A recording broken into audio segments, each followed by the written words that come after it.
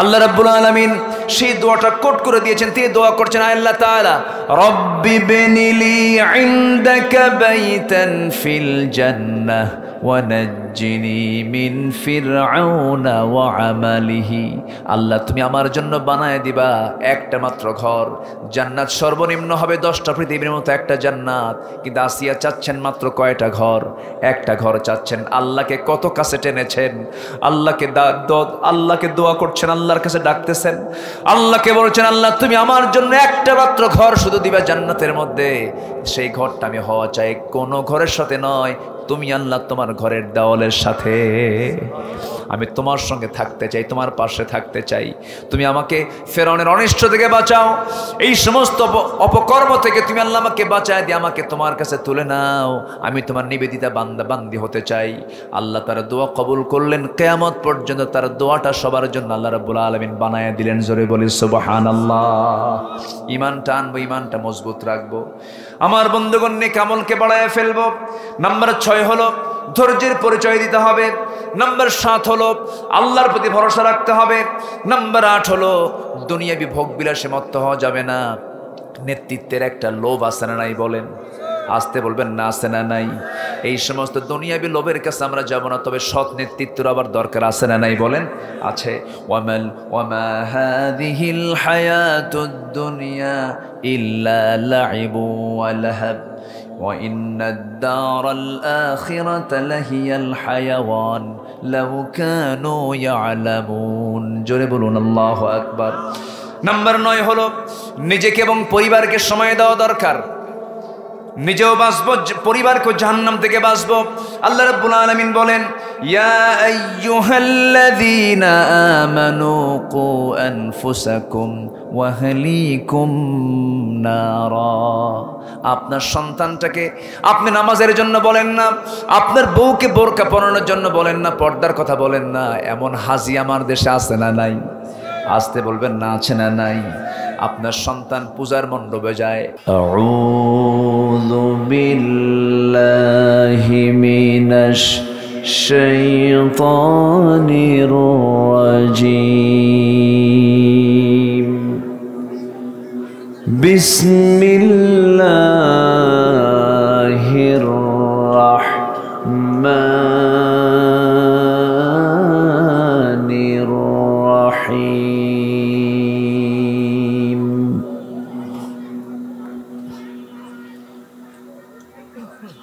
ইন্নামাল মুমিনুনা আল্লাযীনা আমানু বিল্লাহি ওয়া রাসূলিহি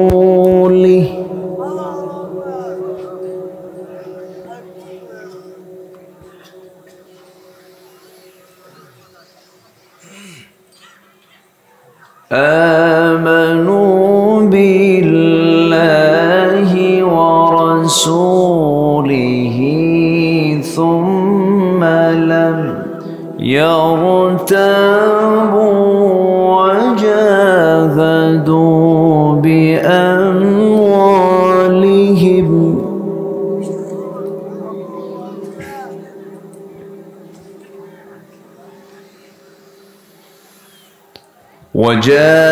وجاهدوا بأموالهم وأنفسهم في سبيل الله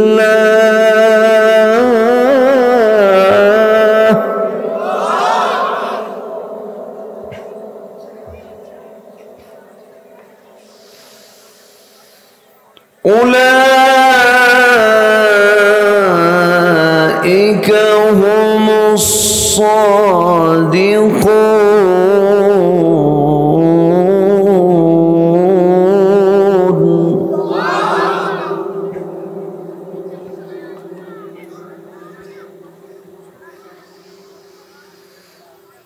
قل أتعلمون الله بدينكم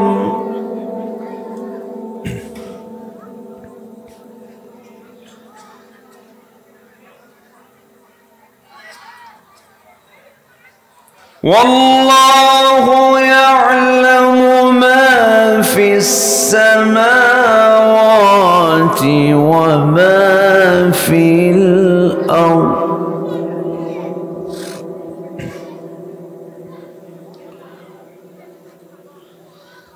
والله بكل شيء عليم.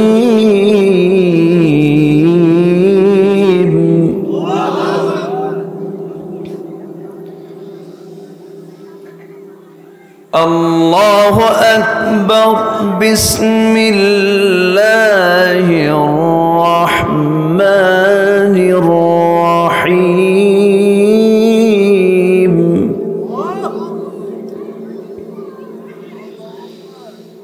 إن الله وملائكته يصلون على النبي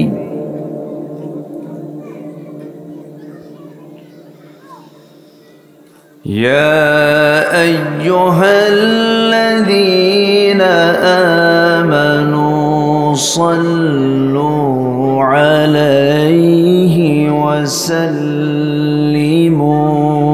تسليما. اللهم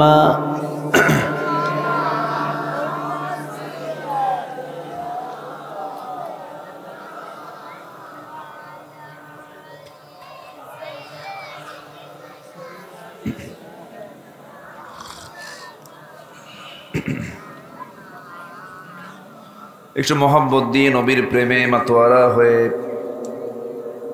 জবান খুলে আওয়াজ দিয়ে সবাই বলুন আল্লাহুম্মা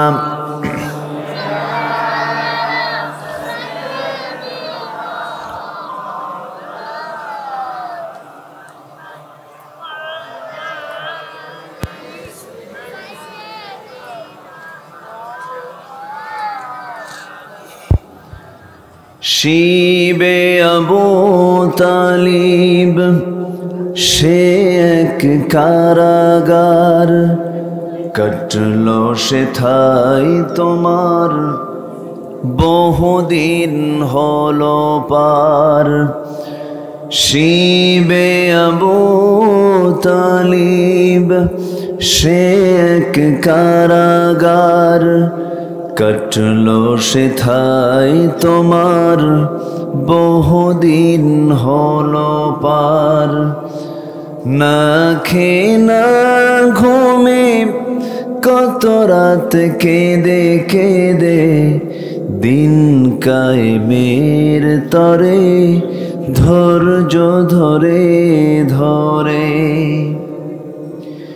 এসে গেল বদর উহুদ খন্দক পরীক্ষা, জান মাল দিয়ে পাশ হলো সকল পরীক্ষা। অবশেষে হয়ে গেল দিন কায়েমের বিজয়ী তরী। রাসূল আমার বলে দিলেন খায়রুল কুরুনি করনি। আল্লাহুম্মা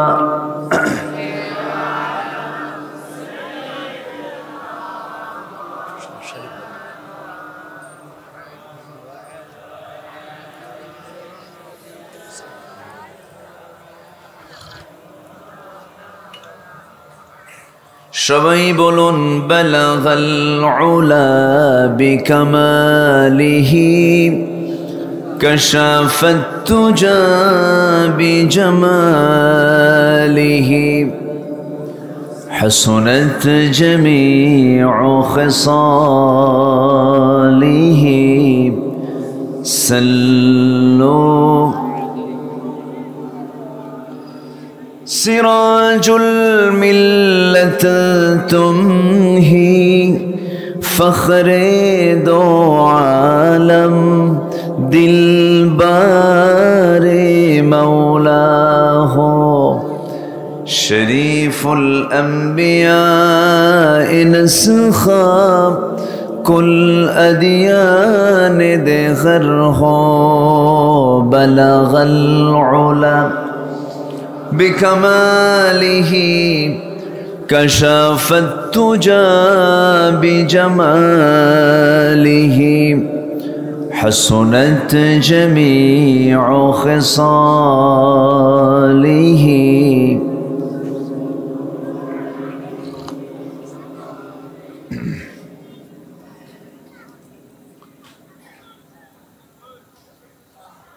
বৃহত্তর কুষ্টিয়া অঞ্চলের চুয়াডাঙ্গা জেলার দামুড় হুদা উপজেলার পুরাতন বাজার পাড়া যুব সমাজ মাহফিল ইন্তেজামিয়া কমিটি কর্তৃক আয়োজিত 11তম বার্ষিকী তাফসীরুল কোরআন মাহফিল 2024 দামুড় হুদা মডেল প্রাইমারি স্কুল প্রাঙ্গণে অনুষ্ঠিত আজকের এই মহৎ আয়োজনের সম্মানিত সুযোগ্য সভাপতি জনাব ইউনুস সালিমুল্লাহ, আজকের এই মহৎ আয়োজনের প্রধান অতিথি এক্স চেয়ারম্যান মহোদয় জনাব রফিকুল হাসান তনু সাহেব, আজকের এই মহৎ আয়োজনের বরেণ্য আলোচক, আমার অত্যন্ত কাছের, আমার স্নেহধন্য, আমার অনুজ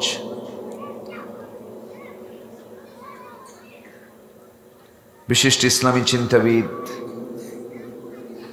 জনাব মাওলানা আবুল কাসেম জিহাদি হাফিজাহুল্লাহ,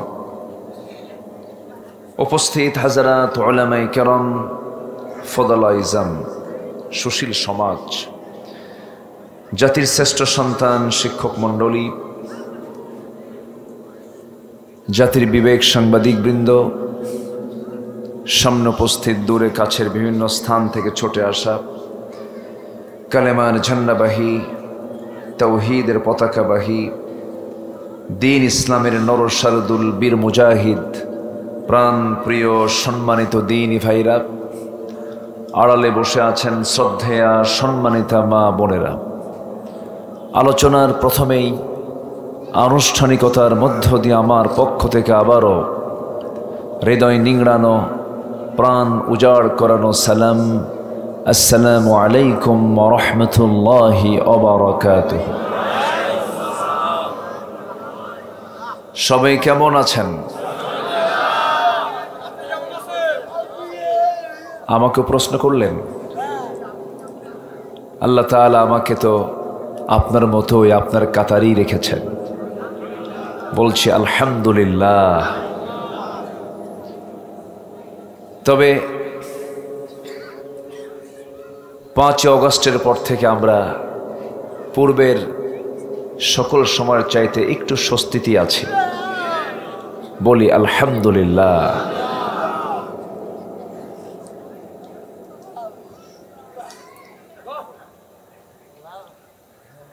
লজ্জা পাচ্ছে, চুপ থাকো তুমি, হ্যাঁ, তোমার সাথে মিল হয় না, তুমি শুধু শুনবা। হ্যাঁ, সম্মানিত হাজিরিন, আল্লাহ পাকের খাস মেহেরবানি, আল্লাহ তাআলা আমাকে আপনাকে আজকে নিরাপদে কথা বলার এবং শোনার সুযোগ করে দিয়েছেন। কিছুদিন আগেও একটা মাহফিল সম্পূর্ণ করতে গিয়ে কমিটির জুতার তলা থাকতো না, থানা টু বাড়ি, নেতার বাড়ি, থানার বাড়ি, জুতার তলা শেষ, জুতার তলা ক্ষয় হয়ে যেত। থানা মনে করতো মাহফিল কমিটি কত বড় জন আসামি, কেন? কোরআনের মাহফিল করে। কোরআনের যারা মাহফিল করে তাদের কাছে একসময় থানা ছিল কি বড় আসামি।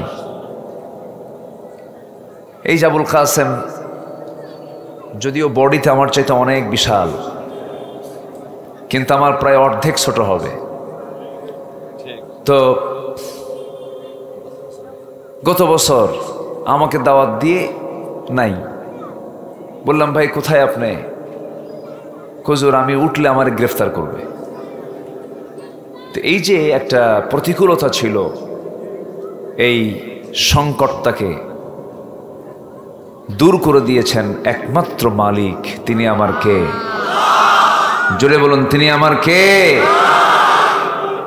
ওই ছাত্রদের সিনা থেকে সকল প্রকার ভয় ভীতি দূর করে দিয়েছিলেন। তিনি আমার কে? আল্লাহ তাআলা।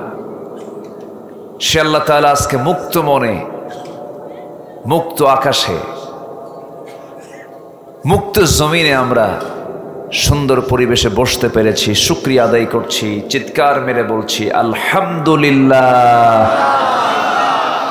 চিৎকার মেরে বলছি আল্লাহুম্মা ইন্নী আসআলুকা আল হুদা ওয়াত তুকা ওয়াল আফাফা ওয়াল গিনা। সবাই বলি আল্লাহুম্মা লাকা আসলামতু ওয়া বিকা আমানতু ওয়া আলাইকা তাওয়াক্কালতু ওয়া ইলাইকা আনাবতু ওয়া বিকা খাসামতু। সবাই বলি আল্লাহুম্মা আইন্নি আলা যিকরিকা ওয়া শুকরিকা ওয়া হুসনি ইবাদাতিকা ইবাদাতিকা। আমরা আল্লাহ তাআলার শুকর আদায় করে নিলাম।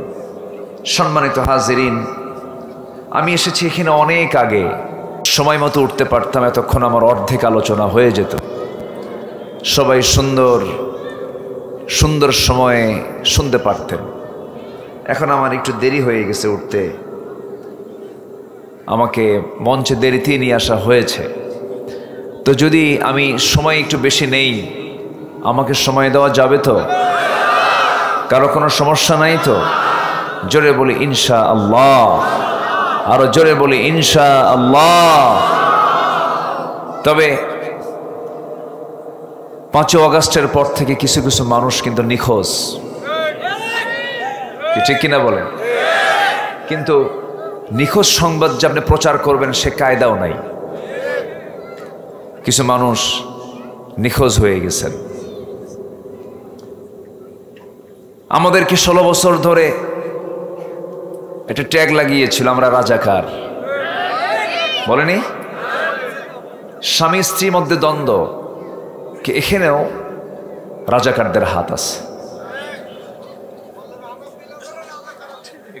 তো এরকম করে অনেক কিছু আমাদের ট্যাগ লাগিয়ে দিয়েছে, আমাদের বিরুদ্ধে অনেক অপপ্রচার চালিয়েছে।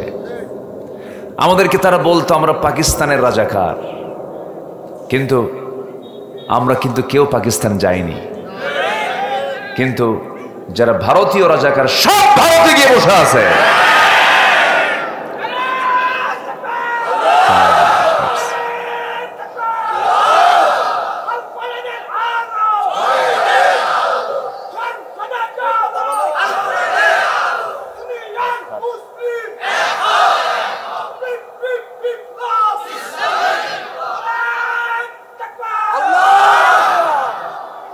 আমার একটু কথা বলতে দেন, শুরু করি।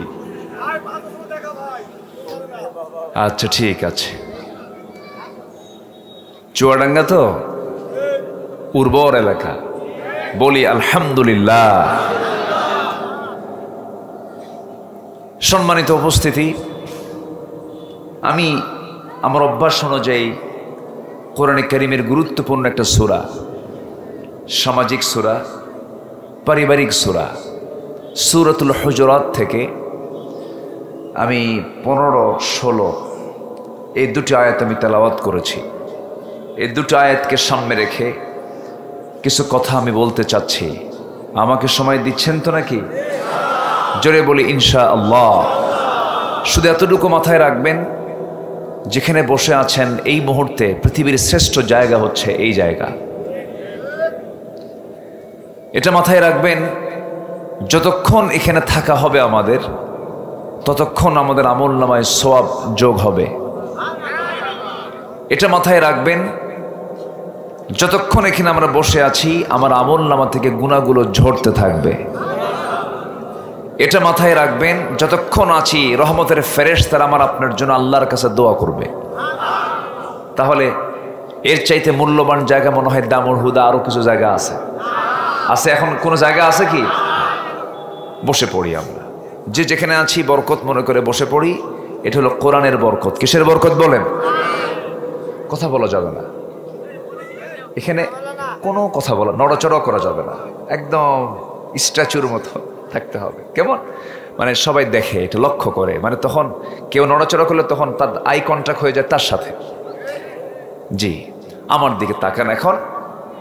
সম্মানিত ভাইয়েরা, আমাদের সফলতা কি দুনিয়া না আখিরাত? মনে থাকে তো? মনে থাকে? বিড়ি খাওয়ার সময় কেমন মনে হয়? দুনিয়া না আখিরাত? বলেন তো, বিড়িটা কি আখিরাতের না দুনিয়ার? বলেন। দুনিয়া কো মজা লেলো, দুনিয়া তো মজার জায়গা, খাও খাও দাও ফুর্তি করো, দুনিয়াটা মস্ত বড়। আবার মাহফিলে এসে অনেকে বলে, হুজুর বিড়ি খাওয়া কি জায়েজ আছে? মানে উনি জায়েজের চেষ্টায় আছেন, আছে কিনা বলেন? আছে। তাহলে আমাদের চিন্তা ফিকির হলো দুনিয়া নিয়ে নয়, মূলত আমাদের চিন্তা ফিকির করা দরকার দুনিয়া না আখিরাত। ক্ষণস্থায়ী হলো দুনিয়া আর চিরস্থায়ী হলো, ক্ষণকাল হলো দুনিয়া আর চিরকাল হলো আখিরাত। কোনো বাড়ি করতে নিয়ে কি আমরা কেউ খুঁটি কি দুর্বল দেই না মজবুত করি? যতটুকু পারা যায়। যে টিনের ঘর দিলেও মজবুত খুঁটি, কেউ বিল্ডিং করলে পিলারের ভিতরে রডটা একটু বেশি করে দিও, যদি ভূমিকম্প লাগেই যেন মজবুত থাকে। তো যে কোনো কাজ আমরা কিন্তু একটু মজবুত করে করার চেষ্টা করি। ঠিক তেমনি দুনিয়াটা ক্ষণকাল, এটা তো নড়াচড়া করবে, শেষ হয়ে যাব আমরা। কিন্তু যে খুঁটি কখনো নড়বে না, সেটা কি দুনিয়া না আখিরাত? আখিরাত। সেই খুঁটি নেব আমরা জাহান্নামের না জান্নাতের? হ্যাঁ, জান্নাতের না জাহান্নামের? জান্নাতের খুঁটি আমরা হাসিল করব। জোরে বলি ইনশাআল্লাহ। তো আখিরাতকে সুন্দর করার জন্য দুনিয়া কি খারাপ করা যাবে? দুনিয়া কি করতে হবে? ভালো করতে হবে, ভালো কাজের সাথে সম্পর্ক রাখতে হবে। আমার আপনার পৃথিবীতে আসার লক্ষ্যই হচ্ছে ভালো কাজ করা। কি কাজ করা বলেন তো? ভালো কাজ করা। যার অপরাধ করেছে 16 বছর, ও আমাকে ঘুষি মেরেছে, ও আমাকে লাথি মেরেছে, ও আমাকে রক্তাক্ত করেছে, আপনিও যদি পাল্টা তার জবাব এরকম ঘুষি লাথি মেরে দেন, এটা হলো না। ইদফা বিল্লাতি হিয়া আহসান, ভালো কিছু দিয়ে তাকে চেঞ্জ করার চেষ্টা করো। তবে হ্যাঁ, যারা রক্ত নিয়ে খেলেছে তাদের কোনো মাফ নাই। যারা হত্যার সঙ্গে জড়িত, যারা ধর্ষণের সঙ্গে জড়িত, যারা নিরীহ নিরপরাধ মানুষকে যারা জেল খাটিয়েছ, নাটক সাজিয়েছ, তাদের কোনো খবর নাই।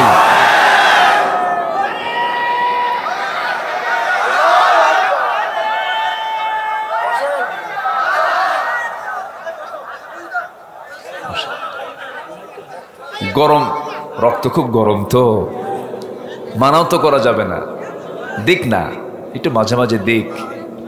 এটা তো সৌন্দর্য মাহফিলের, বলি আলহামদুলিল্লাহ। তবে একটু তাল বুঝে দিতে হবে। একটু আমারে বলতেও দেন, আমিও বলি। আমার দিকে তাকান, কষ্ট পাচ্ছেন না তো? এই স্লোগানগুলো দিতে দেয়নি অনেক দিন, এই জন্য অনেক কাজা আছে তো আদায় করতেছে।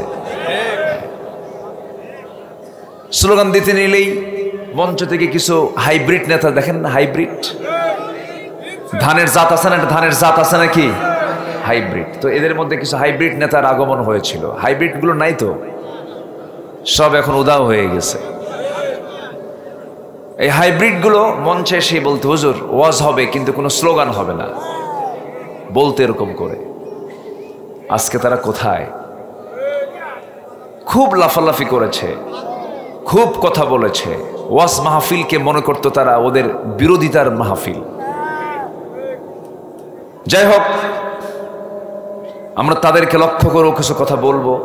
আসেন, আপনার তো নেতা পালায়ে গেছে, এমন দল করেন নেতাই উধাও, টানটোপলা বেঁধে সে উধাও হয়ে গেছে।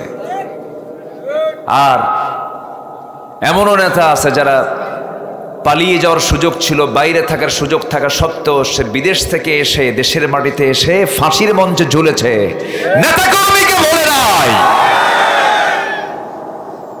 এটাই হচ্ছে আদর্শ নেতৃত্বের গুণ। সম্মানিত ভাইয়েরা, সম্মানিত বন্ধুগণ, অনেক কথা আছে, একটু তাফসির মাহফিল, তো তাফসির করা দরকার। খালি গরম হলেই তো বক্তৃতা হয় না। হুজুর দেখি কিরকম গরম হয়, সুর কেমন, বাচনভঙ্গি কেমন, কিন্তু না, বস্তুনিষ্ঠ কিছু, অথেন্টিক কিছু গভীর কথা, গভীর গবেষণা, কিছু আলোচনা আমাদের কি বলার শোনার দরকার আছে না নেই বলেন তো? আচ্ছা, একটু কান লাগান, একটু মনোযোগ দিয়ে আমরা শুনি। তাহলে আমাদের লক্ষ্য হচ্ছে দুনিয়া না আখেরাত, দুনিয়া না আখেরাত। কিন্তু আমরা যখন আল্লাহর কাছে চাই তখন আমরা দুনিয়া আগে চাই না আখেরাত আগে চাই? হ্যাঁ, দুনিয়া তো আগে চাই। দেখেন আমার আব্বা কি দোয়াটা শিখাই দিচ্ছে, আমার আব্বা আপনারও আব্বা, একই আব্বা, কিন্তু তিনি দোয়া করেছেন হলো রব্বানা যালামনা আনফুসানা ওয়া ইল্লাম তাগফির লানা ওয়া তারহামনা লানাকুনান্না মিনাল খাসিরিন। আমার নবী দোয়া করেছেন, যারা পারেন ঠোঁট মিলিয়ে বলুন, রব্বানা আতিনা ফিদ দুনিয়া হাসানাহ وفي الآخرة حسنة وقنا عذاب النار وجعلنا الجنة مع الأبرار। জোরে বলি আল্লাহু আকবার। আমার বন্ধুগণ, দুনিয়ার হাসানা দিয়ে দাও, আখিরাতের হাসানাও দিয়ে দাও। দুনিয়াকে সুন্দর না করলে পরে আখিরাতটা সুন্দর হবে না। দুনিয়াকে সুন্দর করব আমরা অন ইসলাম দিয়ে না ইসলাম দিয়া, অন ইসলাম দিয়া না ইসলাম দিয়া। কিন্তু দুনিয়াকে অন ইসলাম দিয়ে সাজাতে চায় অন ইসলামী দলগুলো, অন ইসলাম দিয়ে সাজাতে চায় এমন দল আমার দেশেও আছে না নাই? আসতে বলবেন না, আছে না নাই? যে দল সুন্দর দুনিয়াকে সাজানোর জন্য ইসলাম দিয়ে সাজাতে চায়, যে দল দুনিয়াকে সাজানোর জন্য ইসলাম দিয়ে সাজাতে চায় না, আমরা কোন দলটা মেনে নেব? অন ইসলামী দল না ইসলামী দল, অন ইসলামী দল না ইসলামী দল। কিন্তু আমার দেশে বহু ইসলামী দল কিন্তু আছে মোটামুটি 51টা। কয়টা? 51টা। এমন কথাও বলেছে আওয়ামী লীগ 200 বছর থাকলে আমাদের কোনো আসে যায় না, এরকম কথাও কিন্তু আমরা শুনেছি আলেমদের মুখ থেকে। কওমি জননী খেতাব দিয়েছেন, বাইতুল মুকাররমের খতিব হয়েছিলেন, কিন্তু নিখোঁজ হয়ে গেছেন 5ই আগস্টের পরে। নাই, নিখোঁজ সংবাদ, খতিব নাই। 2 সপ্তাহ পরে ভাড়াটিয়া নিয়ে গেছে, কিছু ভাড়াটিয়া নিয়ে চলে গেছে মসজিদ দখল করার জন্য। এমন জুতার বৃষ্টি শুরু হয়েছে, সাংবাদিকদের ডাক দিয়ে কয়, আল্লাহ পাক আমার প্রতি খাস রহমত করেছেন, একটা জুতার বাড়িও আমার গায়ে লাগে নাই। এই হচ্ছে অবস্থা। কিন্তু এতগুলো দল থাকার পরও, দল উপদল গ্রুপিং থাকার পরেও, এত দল বাংলাদেশে, কিন্তু 5ই আগস্টের আগে শুধু একটা দল নিষিদ্ধ হয়েছিল, জানেন না আপনারা? কয়টা দল বলেন? কয়টা দল? আসতে বলুন, কয়টা দল? একটা দল। বুঝতে হবে, অঙ্ক বুঝে নিতে হয়, অঙ্কটা বুঝতে হয়। বাতিল কিন্তু হককে চেনে। বাতিল কাকে চেনে? চেনে, যে কোনটা হক ও কিন্তু ভালো বুঝে। এরপরও যদি কেউ না বুঝেন, আর কোন ভাষায় বুঝাবো? বাতিল কিন্তু হককে ঠিকই চিনেছে, এবং এই 16 বছর পরিকল্পিত রাষ্ট্রীয়ভাবে বিভিন্ন গুম করে রাষ্ট্রীয়ভাবে বিভিন্নভাবে জুলুম করে নির্যাতন করে অসংখ্য নেতাকর্মীকে শহীদ করে দেওয়া হয়েছে। আবার বলে এরা কি শহীদ? শহীদ কেমনে হয়? তুই কেমনে হই? তোর মরণটা কেমনে? আমার রাসূল বলেছেন যদি কেউ শুক্রবারে মারা যায় সে শহীদ, যদি কেউ আগুনে পড়ে মারা যায় শহীদ, যদি কেউ পানিতে ডুবে মারা যায় সে শহীদ। এরপরে যদি কোনো বান্দা বিদ্যুৎ স্পৃষ্ট হয়ে মারা যায় সে শহীদ। যদি কেউ আল্লাহর পথে নবীর পথে থেকে ইমানি জজবা নিয়ে জিহাদি চেতনা লালন করে যদি মারা যায় সেও শহীদ। তাহলে আপনি কোন সার্টিফিকেট দিচ্ছেন? আপনি কোন কিতাব পড়ে সার্টিফিকেট দেন যে এরা শহীদ না? আমার দেশে কিছু ফতুয়া সন্ত্রাসী আছে, আসতে বলবেন না, আছে না নাই? আছে। মুগ্ধতা ছড়িয়ে বলল পানি কার লাগবে ভাই? কার পানি লাগবে? পানি লাগবে, পানি লাগবে। আবু সাঈদ বুকটা পেতে দিল জুলুম শাহী থেকে বাঁচার জন্য, নিজেকে বাঁচানোর জন্য, সমাজকে বাঁচানোর জন্য, জাতিকে বাঁচানোর জন্য তারা বুকের তাজা প্রাণ ঢেলে দিচ্ছে। আর এরা বলে এরা কি শহীদ?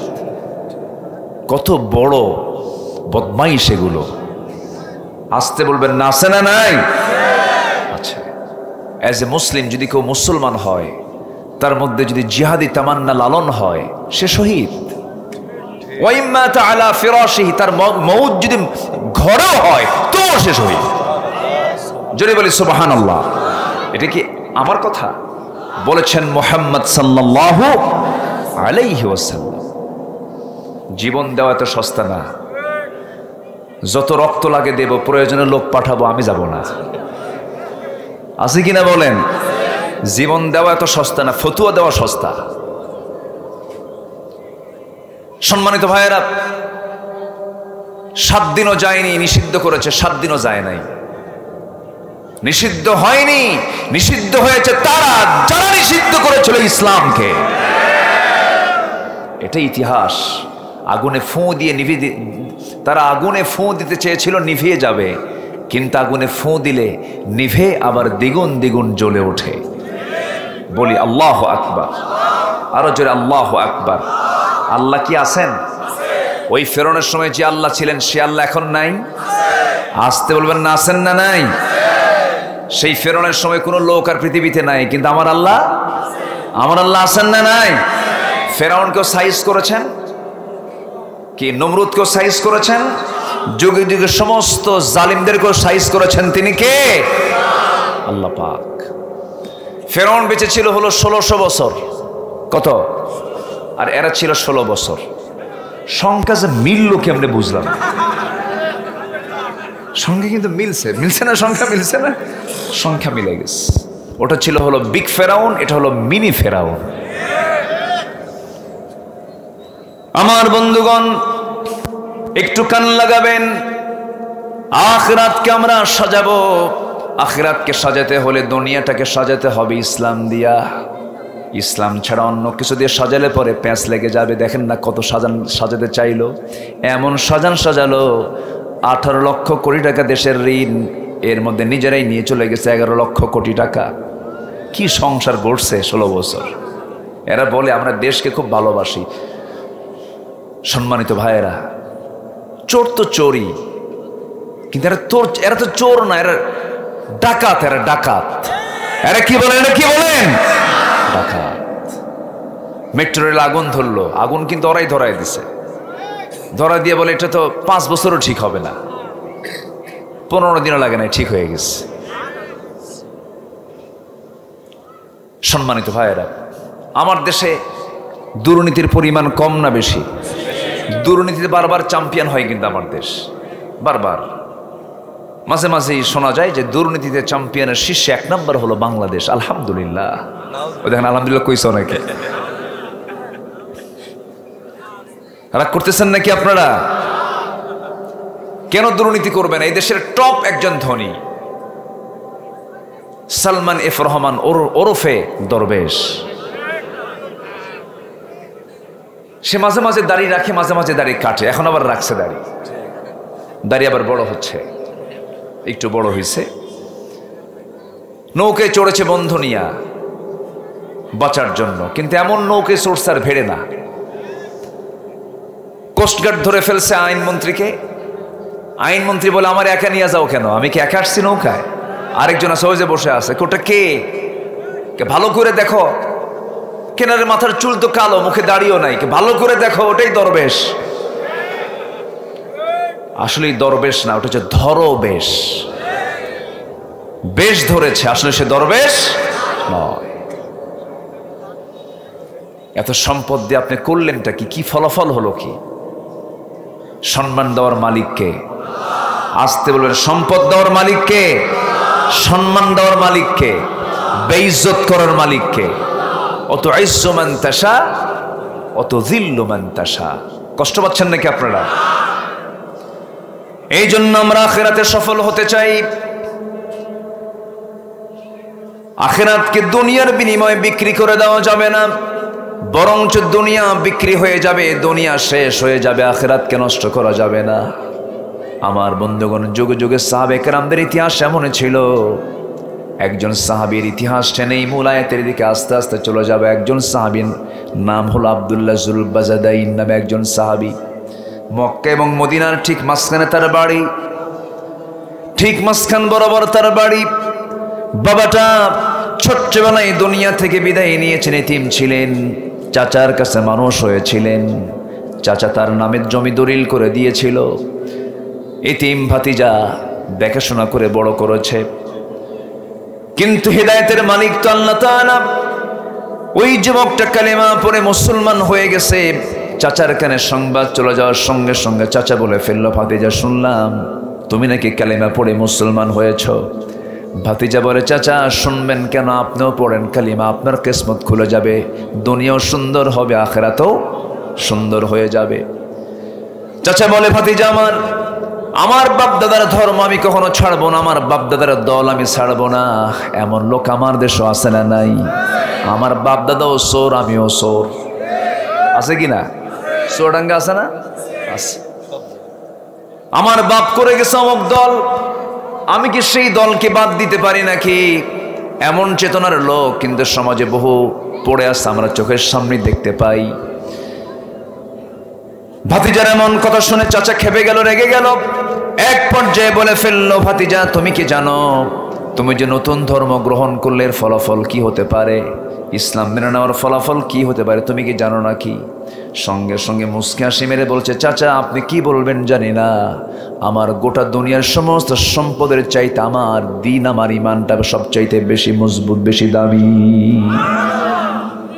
আমার কাছে এটাই দামি। তুমি কি জানো সমস্ত সম্পত্তিগুলো আমি তোমার থেকে জোর করে নিয়ে নেব। এবারে মুচকি হাসি মেরে বলছে, চাচা জোর করে নেবেন কেন, আমি আপোষই দিয়ে দেব, নিয়ে নেন সবকিছু। থাপ্পড় একটা মেরে জমিনে ফেলে দিয়ে ভাতিজাকে বলল, সব দিয়ে দে। সব দিয়ে দিলেন। এক পর্যায়ে বলে ফেললো, তোর গায়ের জামাটাও খুলে দে, গায়ের জামাটাও খুলে দিলেন। এক পর্যায়ে বলে ফেললো, তোর লুঙ্গিটাও খুলে দে, লুঙ্গিটাও জোর করে খুলে নেওয়া হলো। সম্পূর্ণ অনাবৃত থাকলেন, উলঙ্গ থাকলেন। চক্ষু নিম্নগামী করে সোজা দৌড় মেরে মার দরজার কাছে চলে গেলেন। মার দরজায় নখ দিয়ে বলছেন, মা দরজা খুলবে কিন্তু আমার দিকে তাকাবে না, দিন গ্রহণ করেছে চাচা, আমার পরনের লুঙ্গিটা পর্যন্ত খুলে নিয়েছে, আমার পরার মতো কোনো কাপড় চোপড়ও নাই, মা আমাকে একটা চাদর দিয়ে দাও, কোনো মতো সতরটা ঢেকে নেই। একটা চাদর দেওয়া হলো, সতরটা ঢাকলেন আর বলছেন, মা থাকো, আমি বাড়ি ঘরে ছেড়ে দিলাম, আমি চলে যাচ্ছি নবীর দরবারে, দুনিয়ার সব ছাড়বো কিন্তু নবীর দরবার আমি ছাড়বো না। আস্তে করে তিনি রওনা দিলেন। সেই সময় ছিল শীতকাল। কি কাল ছিল বলেন? শীতকাল। আরব দেশে বছরে 1 থেকে 2 মাস পর্যন্ত প্রচন্ড শীত থাকে। সেই শীত আমার দেশেও হয় না, প্রচন্ড হাড় কাঁপানো শীত। সেই শীতের ভিতরে ওই সাহাবী শুধুমাত্র একটা চাদর শুধু পরনে ছিল, চাদর, গায়ে কোনো কাপড় চোপড় ছিল না। এই খালি গায়ে শর্ট একটা চাদরটা দিয়ে কোনো মতো সতরটা ঢেকে নাভি থেকে হাঁটুর নিচ পর্যন্ত ঢেকে নিয়ে শূন্য নগ্ন দেহে রওনা দিয়েছেন। পায়ে হেঁটে হেঁটে শত শত মাইল পার হয়ে নবীর দরবারে পৌঁছে গেলেন। যখন পৌঁছে গেছেন সেই সময় ফজরের সময় হয়ে যাচ্ছে, এমন একটা সময় দরজায় নক করলেন। দরজায় নক করার সঙ্গে সঙ্গে আমার নবীজি দরজা খুলে দেখেন থরথর করে কাঁপতেছে একজন যুবক। আমার নবীজি কিচ্ছু বললেন না, সোজা ভিতরে চলে গেলেন। আমার নবীজি তার নিজের গায়ে দেওয়া বরকতি জুব্বা দুইটা তার হাতে দিয়ে বললেন, ও যুবক, আগে জুব্বা পড়ে এরপর কথা বলা শুরু করো। জুব্বা তার হাতে দিয়ে দিলেন, জুব্বা পড়ে ফেললেন। রসুল বলছেন, তোমার কি পরিচয়, তোমার কোথায় বাড়ি, সব তিনি খুলে বললেন। আমার রসুল শুনতেছেন আর চোখের পানি ফেলে ফেলে কাঁদতেছেন। আহারে, দুনিয়া বিক্রি করে কেমন কে জান্নাত কিনে নেয়, কেমন করে জান্নাত কিনে নেয়, জোরে কোন সুবহানাল্লাহ। দুনিয়া বিক্রি হয়ে গেছে কিসের বিনিময়ে? জান্নাতের বিনিময়ে। আমার নবীজি বললেন, তোমার নাম কি? আব্দুল উজ্জা না, তোমার নাম আব্দুল্লাহ। শুনেছি, সব কিছু শুনলাম, টেনশন করো না, টেনশন করো না। তোমার চাচা তোমাকে বস্ত্রহীন করেছে, আর আমি আমার গায়ের জুব্বা আমি তোমার দিয়া তোমাকে বস্ত্রওয়ালা বানায় দিলাম। জুব্বা পড়ো, যাও। আহলে সুফার সদস্য বানায় দিলেন। আহলে সুফার সদস্য হয়ে গেলেন। জোরে জোরে কোরআন তেলাওয়াত করেন তিনি। তার জোরে তেলাওয়াতটা অন্য সাহাবীদের জন্য বিব্রত হচ্ছে। এটা মনে করে নবীর কাছে সে বলছেন, ইয়া রাসূলুল্লাহ, নতুন এক যুবক ছেলে ইসলাম কবুল করার পরে এত জোরে জোরে কোরআন পড়ে আমাদের অসুবিধা হয়, একটু আস্তে আস্তে আপনি বলে দিলে পরে সে আস্তে আস্তে কোরআন তেলাওয়াত করতো। রসুল কেঁদে কেঁদে বলছেন, সাহাবীরা রে, আমার আব্দুল্লাহর তেলাওয়াতে তোমরা বাধা দিও না, কারণ আমার আব্দুল্লাহর দিন গ্রহণ করতে দুনিয়া বিক্রি করে আখিরাতকে কিনতে হয়েছে। ও জোরে পড়ে না, ওর ইমানের জোশের কারণে তার জোরে তেলাওয়াত হয়ে যায়। ওর তেলাওয়াতে তোমরা কেউ বাধা দিও না। আমার নবীজি বললেন, আব্দুল্লাহ এদিকে আসো, তুমি কি চাও বলো, তুমি যা চাইবা সেই চাওয়াটা আমি আল্লাহর কাছে চাবো, তোমার মনে কি চাওয়া বলো। হুজুর, আপনি আমার জন্য দোয়া করে দেন। আমার নবীজি তার জন্য আসমানের দিকে হাত উঁচু করে চোখের পানি ফেলে ফেলে বলছে, আল্লাহ, আমার এই মজলুম, আমার এই নির্যাতিত আব্দুল্লাহ, আমার সাহাবীর রক্ত মাংস তুমি কাফের বেঈমানদের জন্য হারাম করে দাও। সাহাবী কামড় মারলেন জিহবায়, জিহবায় কামড় মেরে বলছেন, ইয়া রাসূলুল্লাহ, আমি চাইলাম কি দোয়া আপনি করলেন, কি দোয়া, আমি যে দোয়া চাইছি আপনি তার উল্টা দোয়া করলেন, আমি তো শহীদ হতে পারবো না। আপনি আমার রক্তকে কাফের বেঈমানদের জন্য হারাম ঘোষণা করে দিয়েছেন, আমি তো শহীদ হতে পারবো না। কান্নায় ভেঙ্গে পড়েছেন। আমার রাসূল বলছেন, আব্দুল্লাহ রে, চিন্তা করিস না, তোর যদি শাহাদাতের তামান্না থাকে, ওয়া ইম্মা তাআলা ফিরাশিহি, তোর মরণ যদি বিছানায় হয়, আমি আল্লাহ তাআলা তোকে শহীদের দরজা দিয়ে দিবে। চলে গেলেন। আবার আমার নবীজি মদিনায় থাকাকালীন একটা যুদ্ধের ডাক চলে এলো। আমার নবীজি ওই সাহাবীকে সঙ্গে করে নিয়ে চলে গেলেন। যুদ্ধ শেষ হওয়ার পর আবার আমার নবীজি ফিরে আসতেছেন। ফিরে আসার পথে হঠাৎ করে আমার নবীর কানে সংবাদ গেল, হুজুর, আমাদের হাজার হাজার সাহাবীর মধ্যে থেকে একজন সাহাবী খুব অসুস্থ অবস্থায় বিছানায় কাতরাচ্ছে। রাসূল বলছেন, কে? ওই আব্দুল্লাহ জুল বাজাদের। রাসূল অবাক হয়ে আশ্চর্য হয়ে গেলেন। আমার নবীজি টেনশনে পড়ে গেলেন। সাহাবে কেরামকে বলেন, সাহাবীরা, আমার ওই আব্দুল্লাহ জুল বাজাদের যতটুকু খেদমত দরকার 16 আনা খেদমত তোমরা করবে। খেদমতে যেন চুল পরিমাণ কোনো ত্রুটি না হয়। খেদমত করা হলো। সাহাবে কেরাম খুব যত্ন করলেন তার। কিন্তু শেষ পর্যন্ত 3 দিনের মাথায় নবীর কাছে সংবাদ এলো, হুজুর, বিশাল বড় খেদমত যত্ন করার পর আমরা তাকে রাখতে পারলাম না, সে দুনিয়া থেকে বিদায় নিয়েছে। আমার নবীজির চোখের পানি দিয়ে দাড়ি ভিজে গেল। নবীজি কাঁদতে কাঁদতে বলছেন, সাহাবীরা, আমার আব্দুল্লাহর জানাজা কেউ পড়াবে না, আব্দুল্লাহর গোসলটা সম্পন্ন করে দাও। আমার আব্দুল্লাহ জানাজার দায়িত্ব আমি রাসূল নিজের কাঁধে উঠায় নিলাম। কি ভাগ্য! আল্লাহু আকবার বলেন। দুনিয়া কিনেছেন না আখিরাত কিনেছেন? আমার বন্ধুগণ, শেষ পর্যন্ত হলো কি, রাসূল জানাজায় দাঁড়ায় গেলেন। জানাজা সম্পূর্ণ হলো। রাসূল এবার বলছেন, সাহাবীরা, কবরটা কোথায় খনন করেছো, তার দাফনটা কোথায় করবে হুজুর? ওই যে 2 পাহাড়ের চিপায়। দুই পাহাড়ের ঠিক মাঝখানে আমরা কবর খনন করেছি। রসুল বলছেন ঠিক আছে, যখন আমার আব্দুল্লাহকে কবরের দিকে নিয়ে যাবে আমাকে যেন বাদ না দাও, আমাকেও নিয়ে যাবা, আমিও যাব। আমি কাউকে কবরে নামতে দেব না, আমি আজকে আব্দুল্লাহর লাশটা নিজের হাতে কবরে নামায় দেব। আমার নবীজি নিজে কবরে নামলেন, নিজে কবরে নেমে হাত দুইটা আগায় দিলেন, বলছেন সাহাবীরা, আমার অত্যন্ত আদরের সাহাবী আব্দুল্লাহর লাশটা আমার হাতে তুলে দাও। তুলে দেওয়া হলো। রাসূল এবার বলছেন আবু বকর আমার কোথায়? আবু বকর কই? আমার ডান পাশে নামো। আমার ওমর কোথায়? হুজুর এই জায়গায়। আমার বাম পাশে নামো। আমার নবীর ডান পাশে আবু বকর, বাম পাশে ওমর, আমার নবীজি ঠিক মাঝখানে দাঁড়ায়া লাশটার পেট বরাবর পিঠ বরাবর হাতের মধ্যে নিলেন আর বলছেন আবু বকর মাথাটা ধরো, ওমর পাটা ধরো। শোয়া দিলেন। শোয়া দিয়ে বলছেন ও আমার আব্দুল্লাহ, ও আমার আব্দুল্লাহ, তুই আমার অত্যন্ত অনুগত সাহাবী ছিলি, তোকে শোয়া রেখে যাচ্ছি, শুয়ে রেখে যাচ্ছি। আমার নবীজি করলেন কি? মাথাটা কেবলামুখী করে দিলেন। কবর থেকে উঠতেছেন না। এই তিনজন সাহাবীর, দুইজন সাহাবী এবং আমার রাসূলের, এই তিন পৃথিবীর সেরা মানুষের কবরে বসা অবস্থা, কবরে দাঁড়িয়ে থাকা অবস্থায় একজন সাহাবী দেখে আবেগটাকে ধরে রাখতে পারলেন না, চিৎকার মেরে বলছে আকাশের মালিক আল্লাহ, জমিনের মালিক আল্লাহ, আমি সাদ ইবনে আবি ওয়াক্কাস, জীবিত সাদ না হয়ে যদি মরা সাদ হতাম, ওই কবরের যদি বাসিন্দা হতে পারতাম, যে কবরের বাসিন্দার দোয়া করার জন্য পৃথিবীর তিনজন সেরা মানুষ তার কবরে নেমেছেন। জোরে বলি সুবহানাল্লাহ। আমার নবীজি বুকে হাত রাখলেন, হাত রেখে বলছেন আকাশের মালিক আল্লাহ, এই মুহূর্ত পর্যন্ত আমি আব্দুল্লাহর উপরে সন্তুষ্ট আছি, তুমি আব্দুল্লাহর প্রতি সন্তুষ্ট রাজি হয়ে যাও। সেখান থেকে উঠে আসলেন। আমার বন্ধুগণ, এটাই তো জীবন, এটাই তো চিরস্থায়ী কাজ। আমরা দুনিয়া বিক্রি করব না আখিরাত বিক্রি করব? বলেন বলেন বলেন। দুনিয়া শেষ হয়ে যাক, কিন্তু আখিরাত বিক্রি করা, আখিরাত নষ্ট করা যাবে না। আখিরাতকে টিকিয়ে রাখতে হবে, আখিরাতকে বলবৎ করতে হবে। এই জন্য আল্লাহ রাব্বুল আলামিন বলছেন সূরা হুজরাতের 15 নম্বর আয়াত, ইন্নামাল মুমিনুনা আল্লাযীনা আমানু বিল্লাহি ওয়া রাসূলিহি সুম্মা লাম ইয়ারতাবু ওয়া জাহাদু বিআমওয়ালিহিম ওয়া আনফুসিহিম ফি সাবিলিল্লাহ উলাইকা হুমুস সাদিকুন। জোরে বলুন আল্লাহু আকবার। কষ্ট হচ্ছে নাকি আপনাদের? একজন লোক শুধু উঠে গেল, কিন্তু এই যে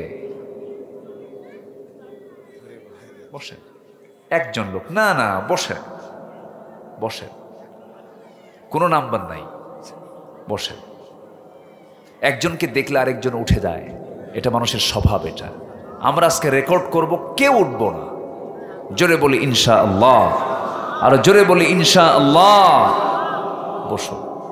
কি আছে? কত সময় এদিক সেদিক চলে যায়। যদি বুড়ো হতো যেতে দিতাম, বুড়া না তো, ইয়াং আছে, এই জন্য বললাম জোর করে বসায় দিলাম। বসেন সম্মানিত ভাইয়েরা। তাহলে সাজাবো আমরা দুনিয়া না আখেরাত? আসতে বলে দুনিয়া না আখেরাত? আখেরাতকে সাজাবো। আখেরাতকে সাজানোর জন্য দুনিয়াও সুন্দর করার দরকার আছে না নাই? কি দিয়ে সুন্দর করবেন বলেন? ইমান দিয়ে জীবনটাকে সাজাবো। জোরে বলি ইনশাআল্লাহ। কি দিয়ে সাজাবো? ইমান দিয়ে।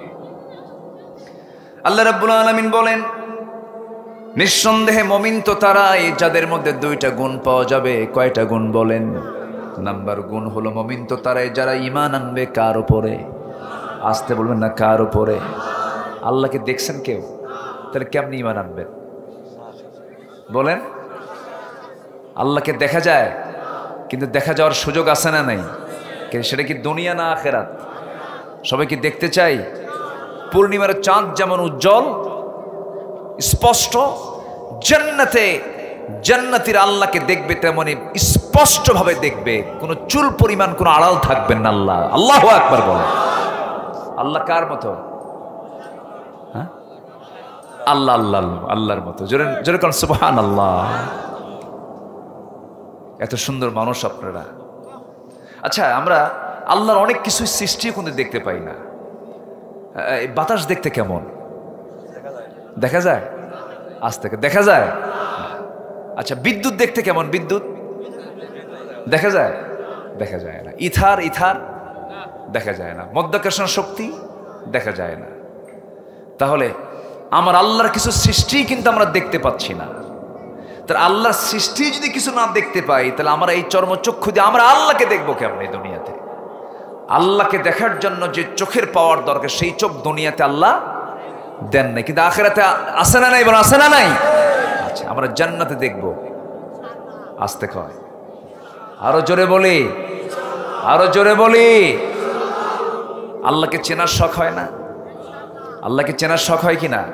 আল্লাহকে চেনার জন্য আল্লাহ এই কোরআনে কারীমের 30 পারার 10 পারা দিয়েছেন তার পরিচয়। 30 পারার কয় পারা? 10 পারায় দিয়েছেন তিনি তার পরিচয়। যে আমার 10 পারা জুড়ে আমার পরিচয়, তুই আমার পরিচয় নিয়ে নে। সুবহানাল্লাহ বলে। একটা আয়াত আছে, যে আয়াতের ভিতরে 9টা বাক্য আছে। আমার আল্লাহ তাআলার মোটামুটি একটা পরিচয় পাওয়া যায়। আর একটা সূরা আছে মাত্র 3টা আয়াত, সেখানে আল্লাহ তাআলার কমপ্লিট একটা পরিচয় পাওয়া যায়। যারা পারেন সেই ছোট্ট একটা সূরা আওয়াজ দিয়ে আমরা বলি যে সূরাটা একটা বার পড়লে পরে গোটা কোরআন, 3টা বার পড়লে পরে গোটা কোরআন খতম করার সব আল্লাহ পাক তার আমলনামায় দিয়ে দেন। কেন দিয়ে দেন? কারণ আল্লাহর পরিচয় এই সূরার ভিতরে। যারা পারেন ঠোঁট মিলিয়ে বলুন, কুল হুয়াল্লাহু আহাদুনিল্লাহুস সামাদ লাম ইয়ালিদ ওয়া লাম ইউলাদ ওয়া লাম ইয়াকুল লাহু কুফুয়ান আহাদ। আল্লাহ আমার রব, এই রবি আমার সব। বলি, আল্লাহ আমার রব, এই রবি আমার সব।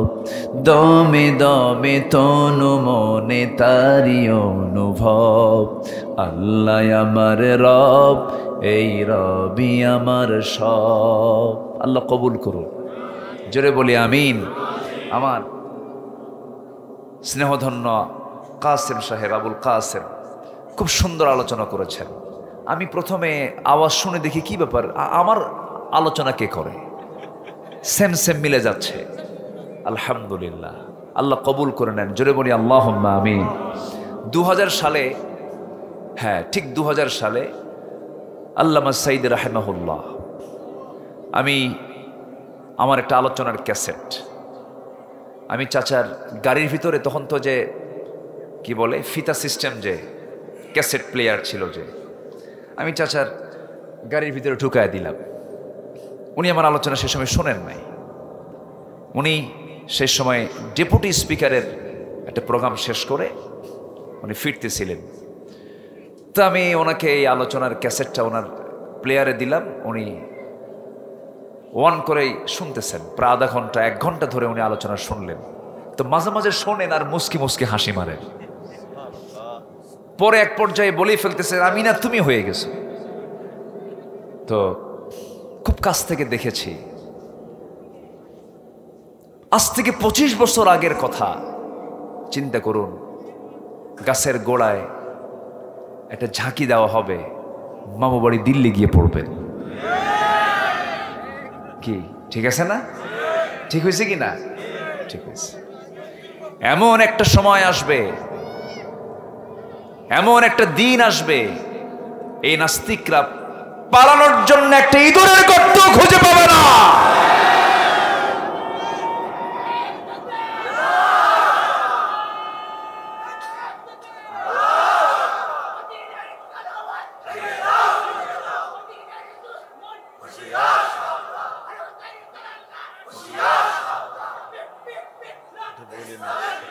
সম্মানিত ভাইয়েরা, তারা কি কোনো গর্ত খুঁজে পেয়েছিল?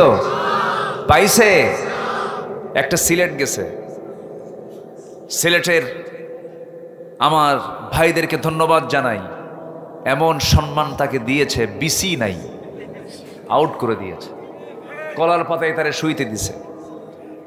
একটা বিচারপতি, চিন্তা করুন। সম্মানিত বন্ধুগণ, এটাও আমার স্পষ্ট ভাষায় জানিয়ে দিতে চাই,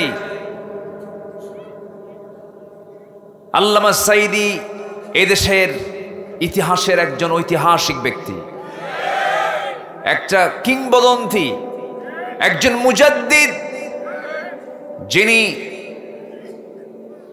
এমন কোন অঙ্গন নেই যে অঙ্গনে তার অবদান নাই। প্রত্যেকটি অঙ্গনে তিনি দ্বীন প্রচারের কাজে নিজেকে নিয়োজিত রেখেছেন। এই মহান ব্যক্তিকে 2023 সালের 13ই অগাস্টে পরিকল্পিতভাবে নাটক সাজিয়ে জেলখানা থেকে বের করে চিকিৎসার নামে নাটক তৈরি করে শাহবাগে জাতীয় মেডিকেলে তাকে ভর্তি করে নিজের আত্মীয় স্বজনের সঙ্গে দেখা না করার নাটক করে দেখার কোনো সুযোগ দেয়নি। তার দুজন সন্তান সে সময় উপস্থিত, দরজায় দাঁড়ায় দাঁড়ায় কেঁদেছে। সাক্ষাতের কোনো সুযোগ না করে দিয়ে নাটক তৈরি করে মেডিকেল টিম গঠন করে পয়জনিং করে তাকে হত্যা করা হয়েছে। আমরা তাফসির মাহফিলের এই প্ল্যাটফর্ম তার প্ল্যাটফর্ম, তাফসিরের ময়দান তার তৈরি করা ময়দান থেকে জানাতে চাই, আল্লামা সাঈদীর যে হত্যার জন্য যে মেডিকেল টিম গঠন করা হয়েছে ওদেরকে অবিলম্বে গ্রেফতার করে চূড়ান্তমূলক শাস্তি নিশ্চিত করা হোক। এ মতের পক্ষে রাজি আছেন কারা কারা? হাত উঁচু করে দেখান।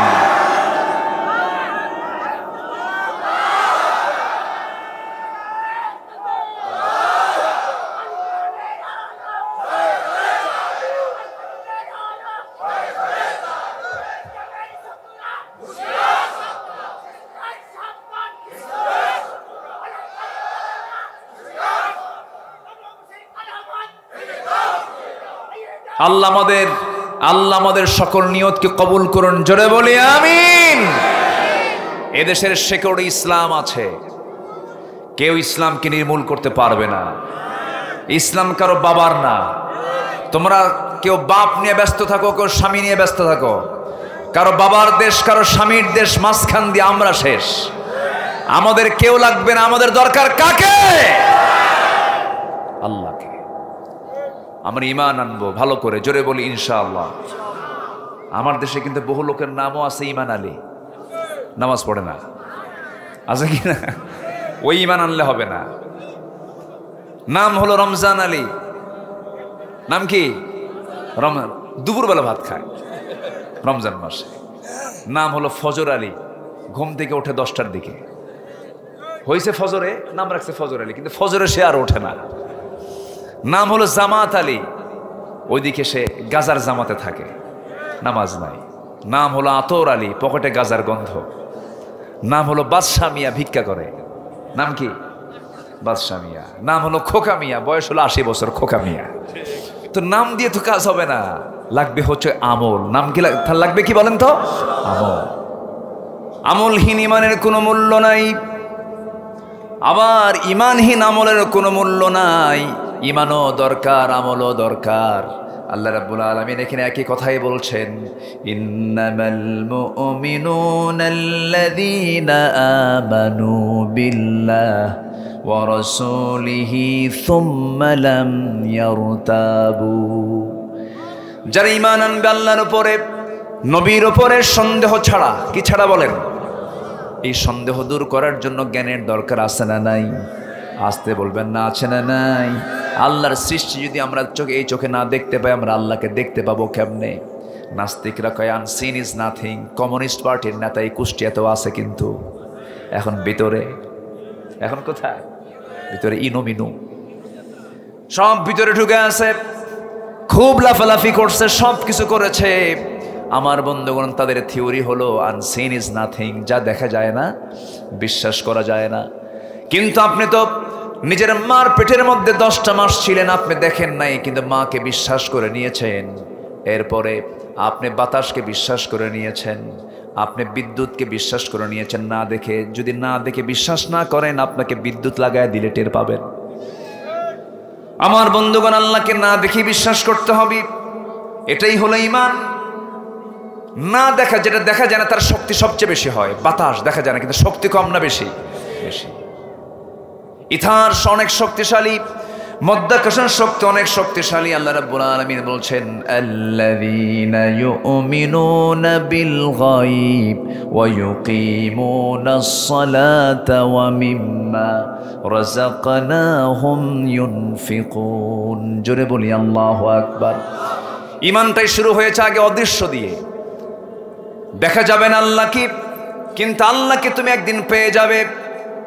তুমি যদি 1 হাত আল্লাহর দিকে আগাও, আল্লাহ তোমার দিকে 10 হাত আগাবেন।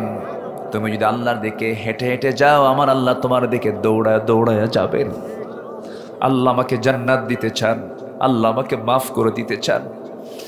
দুনিয়ার কোনো থানায় যদি একবার আমার নাম কালো তালিকায় চলে যায়, সারা জীবন আমি যদি ভালো কাজও করি, হজ করে আসলাম, ভালো মানুষ হয়ে গেছি, থানার ওই কালো তালিকায় নামটা সারা জীবন থেকে যায়। কিন্তু বান্দারে, যত গুনাহ করিস না কেন, যত পাপ করিস না কেন, একবার যদি তওবার মতো তওবা করে যদি আল্লাহর পথে একটাবার আসতে পারিস, আমার আল্লাহ তাআলা জাহান্নামের তালিকা থেকে তোর নামটা মুছে দিয়া তোর নামটা আল্লাহ রাব্বুল আলামিন জান্নাতের তালিকায় তোর নামটা আল্লাহ রাব্বুল আলামিন তুলে দেয়। আমার প্রতি দয়া বেশি কার? আমি আল্লাহকে বেশি ভালোবাসি না আল্লাহ আমাকে বেশি ভালোবাসেন? আল্লাহ আমাকে বেশি ভালোবাসেন। এই জন্য আল্লাহকে সবচেয়ে কাছে টানতে হবে, আল্লাহর প্রতি বিশ্বাস আস্থাটা সবচেয়ে বেশি থাকতে হবে। এই জন্য দুনিয়াবী জীবনে আখিরাতের প্রস্তুতি নেওয়ার জন্য 15টা কাজ আমরা শিখে যাব। কয়টা কাজ শিখবো আমরা বলেন? 15টা কাজ আমরা শিখে যাব। পয়েন্ট ছাড়া কোনো কথা বলি নাই জীবনে, একটু পয়েন্টগুলো আজকে শিখে যান। আজকে আলোচনা সম্পূর্ণ আজকে এই বছরে নতুন করছি, বসে বসে আজকে চিন্তা করেছি আজকে চুয়াডাঙ্গাবাসীকে কি শোনাবো, স্টাডি করে মঞ্চে উঠেছি। একটু মনোযোগ দিয়ে কথাগুলো শোনেন। 1 নাম্বার কাজ হলো ঈমান আনবো কার উপরে বলেন? আজকে কার উপরে? সন্দেহ নিয়ে না দ্বিধাহীন? সন্দেহ না দ্বিধাহীন? দ্বিধাহীন। আপনাদের সঙ্গে কথা বলে আমি খুব মজা পাই জানেন, আপনাদের ভাষাগুলো বইয়ের ভাষার মতো। বলি আলহামদুলিল্লাহ। এই যে দ্বিধাহীন বললাম, সন্দেহ বললাম, এগুলো কথা অনেক এলাকায় বুঝি না, আর আপনারা যা বলেন আমরাও বুঝি না। এত সহি শুদ্ধ ভাষা আপনাদের। বলি আলহামদুলিল্লাহ। আমার তো মনে হয়, বলা হয় যে বাংলার উৎপত্তি হয়েছে নদিয়া থেকে। নদিয়াতে স উচ্চারণ করতে পারে না, সালাম দিতে না কয় আসসালামু আলাইকুম, হয় না। সুবহানাল্লাহ আপনারা কয় সুবহানাল্লাহ। নদিয়ার চেয়েও আপনাদের এই কুষ্টিয়ার ওই অঞ্চল না, কুমারখালী, খোকসা, ওগুলো প্যাঁচ লেগে গেছে, গেদা বাদ খেয়ে যাও, এরকম টানটুন মারে না, এরকম আছে না, এরকম টানটুন মারে। চুয়াডাঙ্গার সাথেও কিন্তু কুষ্টিয়ার মিল নাই। চুয়াডাঙ্গা আর হচ্ছে কি বলে না, চুয়াডাঙ্গার সাথে আরেকটা আছে মেহেরপুর। মেহেরপুর মেহেরপুর চুয়াডাঙ্গার মেহেরপুর, এই দুটো অঞ্চলের ভাষাটা একদম বইয়ের মতো ভাষা। বলি আলহামদুলিল্লাহ।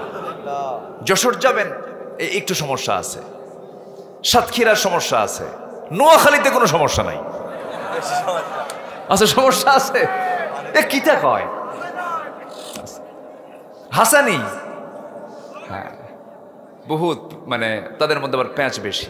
আর সিলেট তো কথাই নাই, সিলেট তো আরো জটিল ভাষা।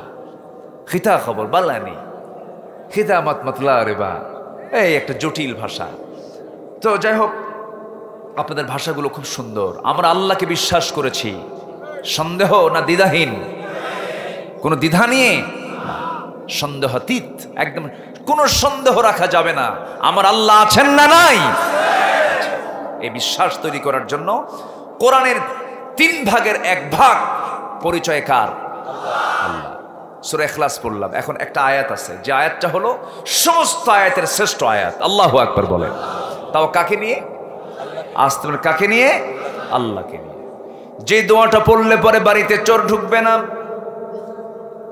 যে আয়াতটা পড়লে পরে সন্তান ডেলিভারি হয় না, ডেলিভারি হয়ে যাবে, যে আয়াতটা পড়লে পরে অসুস্থতা দূর হয়ে যাবে, যে আয়াতটা পড়লে পরে সমস্ত মুশকিলগুলো আসান হয়ে যাবে, যে আয়াতটা পড়লে পরে সমস্ত শত্রুতা দূর হয়ে যাবে, যে আয়াতটা পড়লে পরে একমাত্র মৃত্যু রোগ ছাড়া সকল সমস্যার সমাধান হয়ে যাবে, সেই আয়াতটা হলো, যারা পারেন ঠোঁট মিলিয়ে বলুন, আল্লাহু লা ইলাহা ইল্লাহু আল হাইয়ুল কাইয়্যুম লা তাখুযুহু সিনাতুন ওয়ালা নাওম লাহু মা ফিস সামাওয়াতি ওয়া মা ফিল আরদ من ذا الذي يشفع عنده إلا بإذنه يعلم ما بين أيديهم وما خلفهم ولا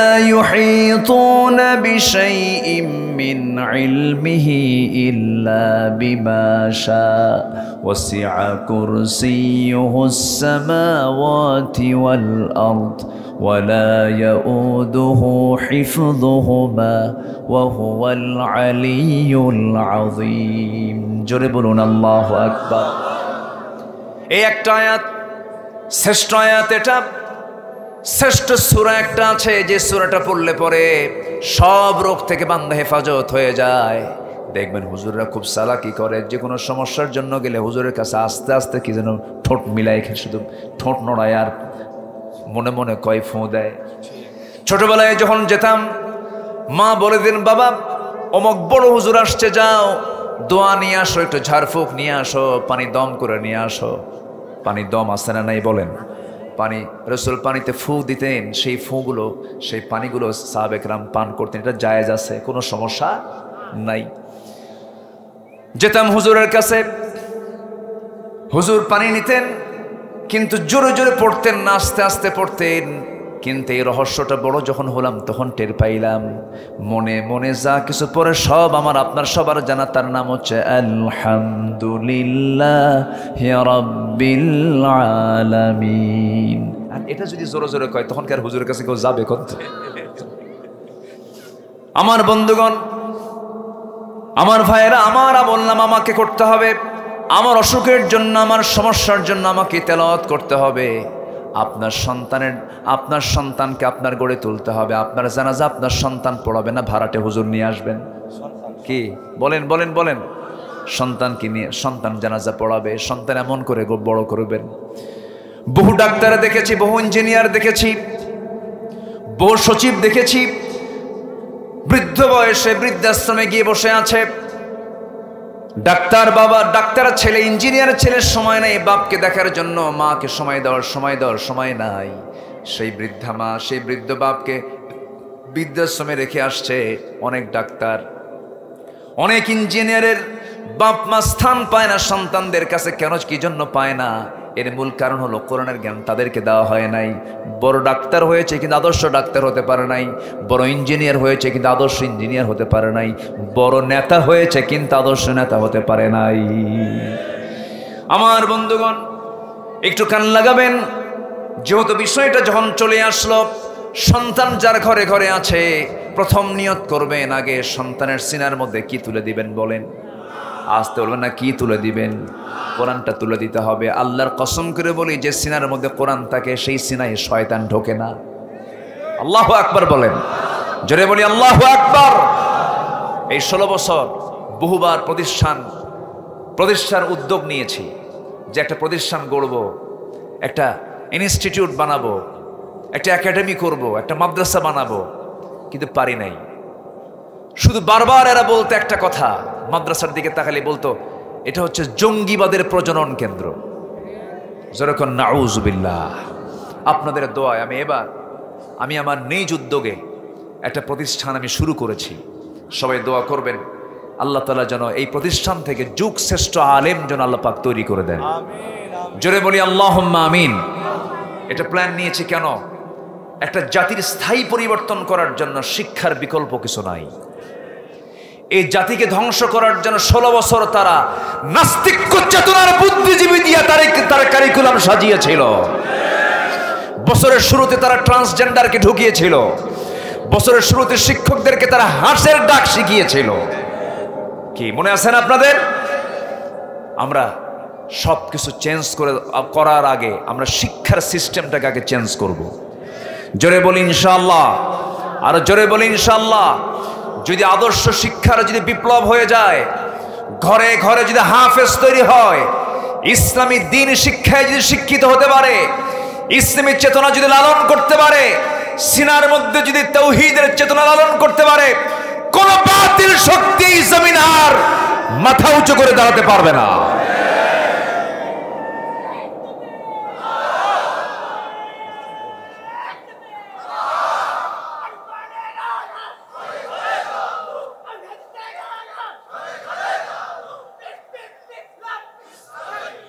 আমরা ডাক্তার বানাবো, কিন্তু ডাকাত ডাক্তার নয়, আদর্শ ডাক্তার, ঠিক কিনা?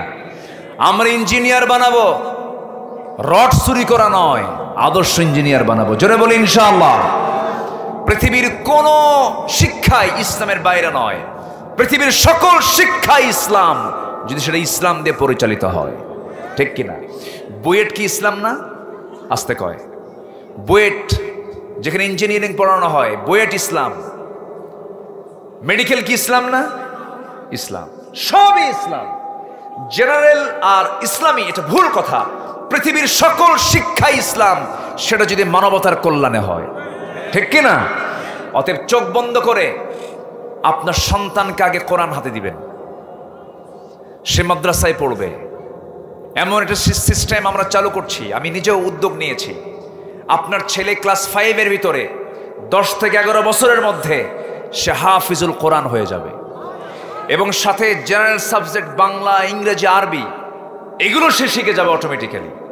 সে সুন্দর তেলাওয়াত শিখবে আন্তর্জাতিক মানের, তার সে বাচনভঙ্গি, সেই স্পিকিং পাওয়ার তার থাকবে, সুন্দর করে ঢেলে সাজা। সে নাটক করবে, ইসলামী নাটক করবে, অভিনয় শিখবে, ইসলামী অভিনয় শিখবে। এরপরে এই সন্তানটা ক্লাস 5 যখন পার হলো, সে যদি চায় যে আমি মেডিকেলের দিকে যাবো, যাবে। ইঞ্জিনিয়ারিং দিকে যাবে, হ্যাঁ চলে যাবে। সে কোনো সাবজেক্ট নিয়ে অনার্স পড়বে, ইংলিশ নিয়ে পড়বে, কোনো সমস্যা নাই। কিন্তু একটা বিল্ডিং এর আগা মজবুত করা দরকার না গোড়া মজবুত করা দরকার? ইসলাম আগে একটা বিল্ডিং মজবুত করার জন্য আগা দরকার না আগে গোড়া দরকার? গোড়া যদি সঠিক মজবুত হয়, আগায় যদি একটু রড কমও থাকে, সমস্যা নাই। আমরা গোড়াটাকে মজবুত করতে চাচ্ছি। আপনারা দোয়া করবেন না? সবাই দোয়া করবেন তো? আমরা আমাদের চিন্তাগুলো শিক্ষা উপদেষ্টার কাছে, ধর্ম উপদেষ্টার কাছে আমরা যাচ্ছি, ঘন ঘন বসছি, আমরা পরামর্শ দিচ্ছি। ইনশাআল্লাহ কোন নাস্তিকের বাচ্চাকে আর সুযোগ দেওয়া হবে না। জোরে বলি ইনশাআল্লাহ। সম্মানিত ভাইরা, 1 নাম্বার কেবল হলো আমরা আখিরাতকে সাজাবো আমরা 15টা গুণ দিয়ে। কয়টা গুণ দিয়ে বলেন? 1 নাম্বার হলো ঈমান দিয়ে। কি দিয়ে বলেন? ঈমান দিয়ে। নাম্বার 2 হলো তাকওয়া দিয়া। কি দিয়া? তাকওয়া। এই ওঠে কে? ধরেন তো, ওই যে একজন উঠতেছে, বসেন। মুরব্বী না? ও আচ্ছা, এইদিকেও আসছে, এটা কাম সারছে। সেই দিন আমার এক মাহফিলে এরকম চেয়ার ফাঁকা, হঠাৎ করে এক পাগল এসে বসে গেছে। কোন দিক দিয়ে আসছে?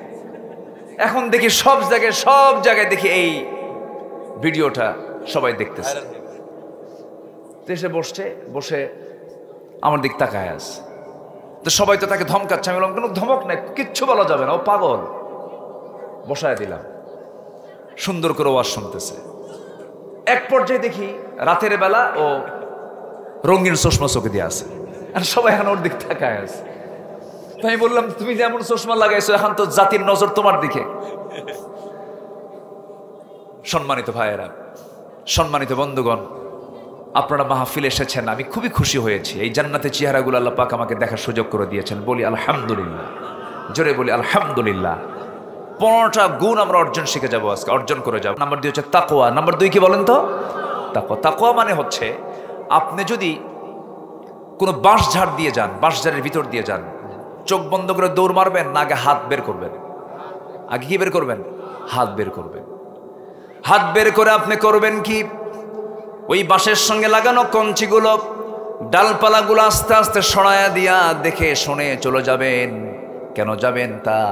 এর কারণ হলো যদি আপনি চোখ বন্ধ করে চলে যান, তাহলে আপনার চামড়াগুলো ক্ষতিগ্রস্ত হয়ে যাবে, আপনার গোটা শরীর ক্ষতবিক্ষত হয়ে যাবে। তেমনি জাগতিক জীবনে চলতে গিয়া হাজারো পাপ পঙ্কিলতা আপনার সামনে হাজির হয়ে যাবে, হারাম কাজ চলে আসবে। হঠাৎ করে এক বন্ধু বলবে বিড়ি লাগা, আরেক বন্ধু বলবে গাঁজা লাগা, আরেক বন্ধু বলবে শোন অমুক জায়গায় জেনা করার পরিবেশ আছে, ওখানে চল। এরকম করে বহু হারাম কাজের জন্য আপনার সামনে বহু কিছুর সামনে দাঁড় করানো হবে। মদের বোতল সুন্দর করে সাজানো হবে। আজকে বলুন তো, আপনি সত্যি করে বলুন তো, মদের দাম বেশি না দুধের দাম বেশি? বলেন বলেন। মদের দামটা বেশি। মদের দোকানে এসি থাকে আর দুধের বাজারে কোনো এসি নাই। অথচ একটা হলো জান্নাতি খাবার, আরেকটা হলো কিসের খাবার বলেন? জাহান্নামের খাবার। এই সমস্ত হারাম কাজগুলো আপনি যখন বেছে বেছে চলবেন, তখন আপনি ভাববেন না এটা তো আখিরাতের কাজ না, গাঁজা খাওয়া যাবে না, জেনা করা যাবে না। যদি কোনো বান্দা, যদি কোনো যুবক, যদি কোনো সুন্দরী নারীর দিকে এক নজর চলে গেল, এক নজর তাকার সঙ্গে সঙ্গে সে যদি মনে মনে ভাবে না না জান্নাতের হুর তো আমার দরকার, জান্নাতের হুর তো পার্মানেন্ট আমার হুর, আমি চিরস্থায়ী পাবো জান্নাতের হুর। এই দুনিয়ার একটা নারীর দিকে তাকায় জান্নাতের হুর আমি কেন হারাবো না? তাকাবো না? একবার তাকাইছে আল্লাহ, আমি আর তাকাবো না? আল্লাহ পাক বলেন একটা মুজাহিদ যুদ্ধ করে যে সওয়াবটা হয়, আল্লাহ রাব্বুল আলামিন তাকে সেই পরিমাণ সওয়াব তার আমলনামায় দিয়ে দেন। বড় মুজাহিদ হলো নফসের বিরুদ্ধে জিহাদ করা। আমি তাকালাম না, একবার তাকাবেন গুনাহ হবে না। হঠাৎ করে নজর চলে গেছে, একবার তাকালে মাফ, দ্বিতীয়বার তাকালে পাপ হয়ে যাবে। আজ থেকে প্রায় 18 বছর আগে কোন এক মাহফিলে বললাম একবার তাকালে গুনাহ হয় না, একবার তাকালে মাফ হয়ে যায়। একবার এক যুবক পাশে থেকে দাঁড়ায় বলে, হুজুর আপনি বললেন একবার তাকালে সওয়াব পাওয়া যায়, একবার তাকালে গুনাহ হয় না, তাহলে এক নজরে 1 ঘন্টা এক তালে তাকালে কি গুনাহ হবে নাকি? দেখছেন? যখন নাউজুবিল্লাহ। আল্লাহ তো আপনার নিয়তটা বুঝবেন। এই জন্য হারাম কাজে যাওয়া যাবে না। আজকের মাহফিলে বহু মা বোন আসছেন, মা বোনদেরকে বলবো পুরুষদের চোখ থেকে আপনার বাঁচতে হবে। পুরুষদের চোখ হলো এমন একটা চোখ, বদ নজর। কি নজর বলেন? বদ নজর। আপনি অসুস্থ হয়ে যাবেন, আপনার ইমানটা নষ্ট হয়ে যাবে, আপনার কারণে যুবকের ইমানটা নষ্ট হয়ে যাবে। আবার কিছু অসভ্য স্বামী আছে, বিয়ে শাদী হওয়ার পরেও দেখবেন স্বামী স্ত্রী, স্বামীর জন্য স্ত্রী, স্ত্রীর জন্য স্বামী। কিন্তু কিছু স্বামী আছে বউকে ব্যক্তিগত সম্পদ না মনে করে জাতীয় সম্পদ মনে করে। চুয়াডাঙ্গা মনে হয় নাই? আসতে বলবেন না, আছে না নাই? বউটাকে দেখায় সবাইকে দেখায়, গণহারে আছে না, দেখায় আর বলে দেখতো রে আমার বউটা কেমন রে দেখতে, আছে নাকি? এরকম আছে নাকি? আছে। এবং ও তাই না? আচ্ছা, যে বাজার করতে না, আচ্ছা। তো মানে এমন দেখায় মানে কারোর যেন নজর না বাদ পড়ে। এখন একটা আপডেট হোন্ডা যেগুলো আছে R15 লেটেস্ট ভার্সন, তো এই হুন্ডাগুলোর আবার প্যাসেঞ্জার সিট হলো নিচতলা না দোতলা, আর ড্রাইভিং সিট হলো নিচতলা। ড্রাইভিং সিট কি? নিচতলা। তো নিচতলায় ড্রাইভার থাকে, অর্থাৎ স্বামী থাকে, আর উপরতলায় বউকে বসায় দেয় যেন জাতির দেখতে যেন অসুবিধা না হয়। আচ্ছা, হুন্ডায় চড়ায় দিল। হুন্ডা যখন চালাবে, হুন্ডার আওয়াজ তখন ইদানিং কম। আগে যে হোন্ডা কোম্পানির যে হোন্ডাগুলো ছিল সেটা খুব ফটফট ফটফট আওয়াজ হতো, সবাই শুনতো যে একটা হোন্ডা যাচ্ছে। এখন আবার হোন্ডার আওয়াজটা আছে একটু কম, মেশিনগুলো আলাদা সিস্টেম। এই আওয়াজ যদি না পায় তাহলে জাতি দেখবে কেমনে? যেদিক দিয়ে হাওয়া বের হয়, ধোঁয়া বের হয়, ওটার নাম কি? ওটা খুলে ফেলে। ওটা খুললে আওয়াজ হয় ছোট না বিকট? বিকট। তো বিকট আওয়াজ যখন যেখানে হয় সেদিকে নজর জাতির যায় কিনা বলেন? যায়। তো ওই জাতির নজর যেন ওইদিকে যায়, স্যালেঞ্জার খুলে ফেলছে। এখন তুই তাকাবি না কেন? একদিকে আওয়াজ, আরেকদিকে বউটা উলঙ্গ। তাও আছে একতলায় না দোতলায়? এক টান মারছে একদম দর্শনা থেকে একদম চুয়াডাঙ্গা পর্যন্ত, এক টানে এমন টান মারছে সবাই তো হা করে তাকায় আছে, এ কি যায় এটা?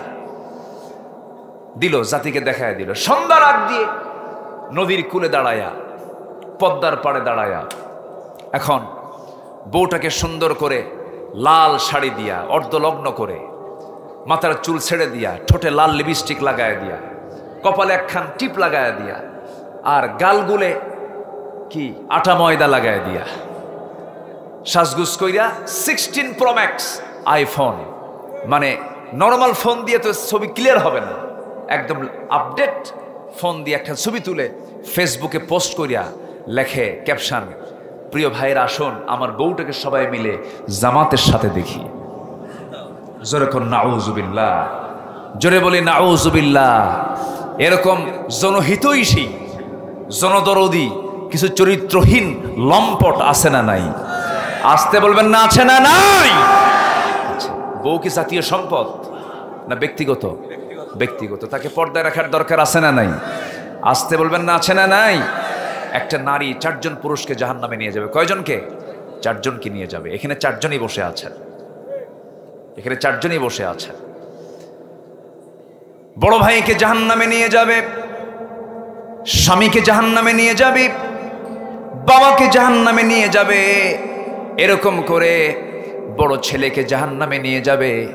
এই জন্য বড় ছেলে হিসাবে, স্বামী হিসাবে, বাবা হিসাবে, ভাই হিসাবে সবার দায়িত্ব আছে না নাই? এটা খেয়াল করতে হবে।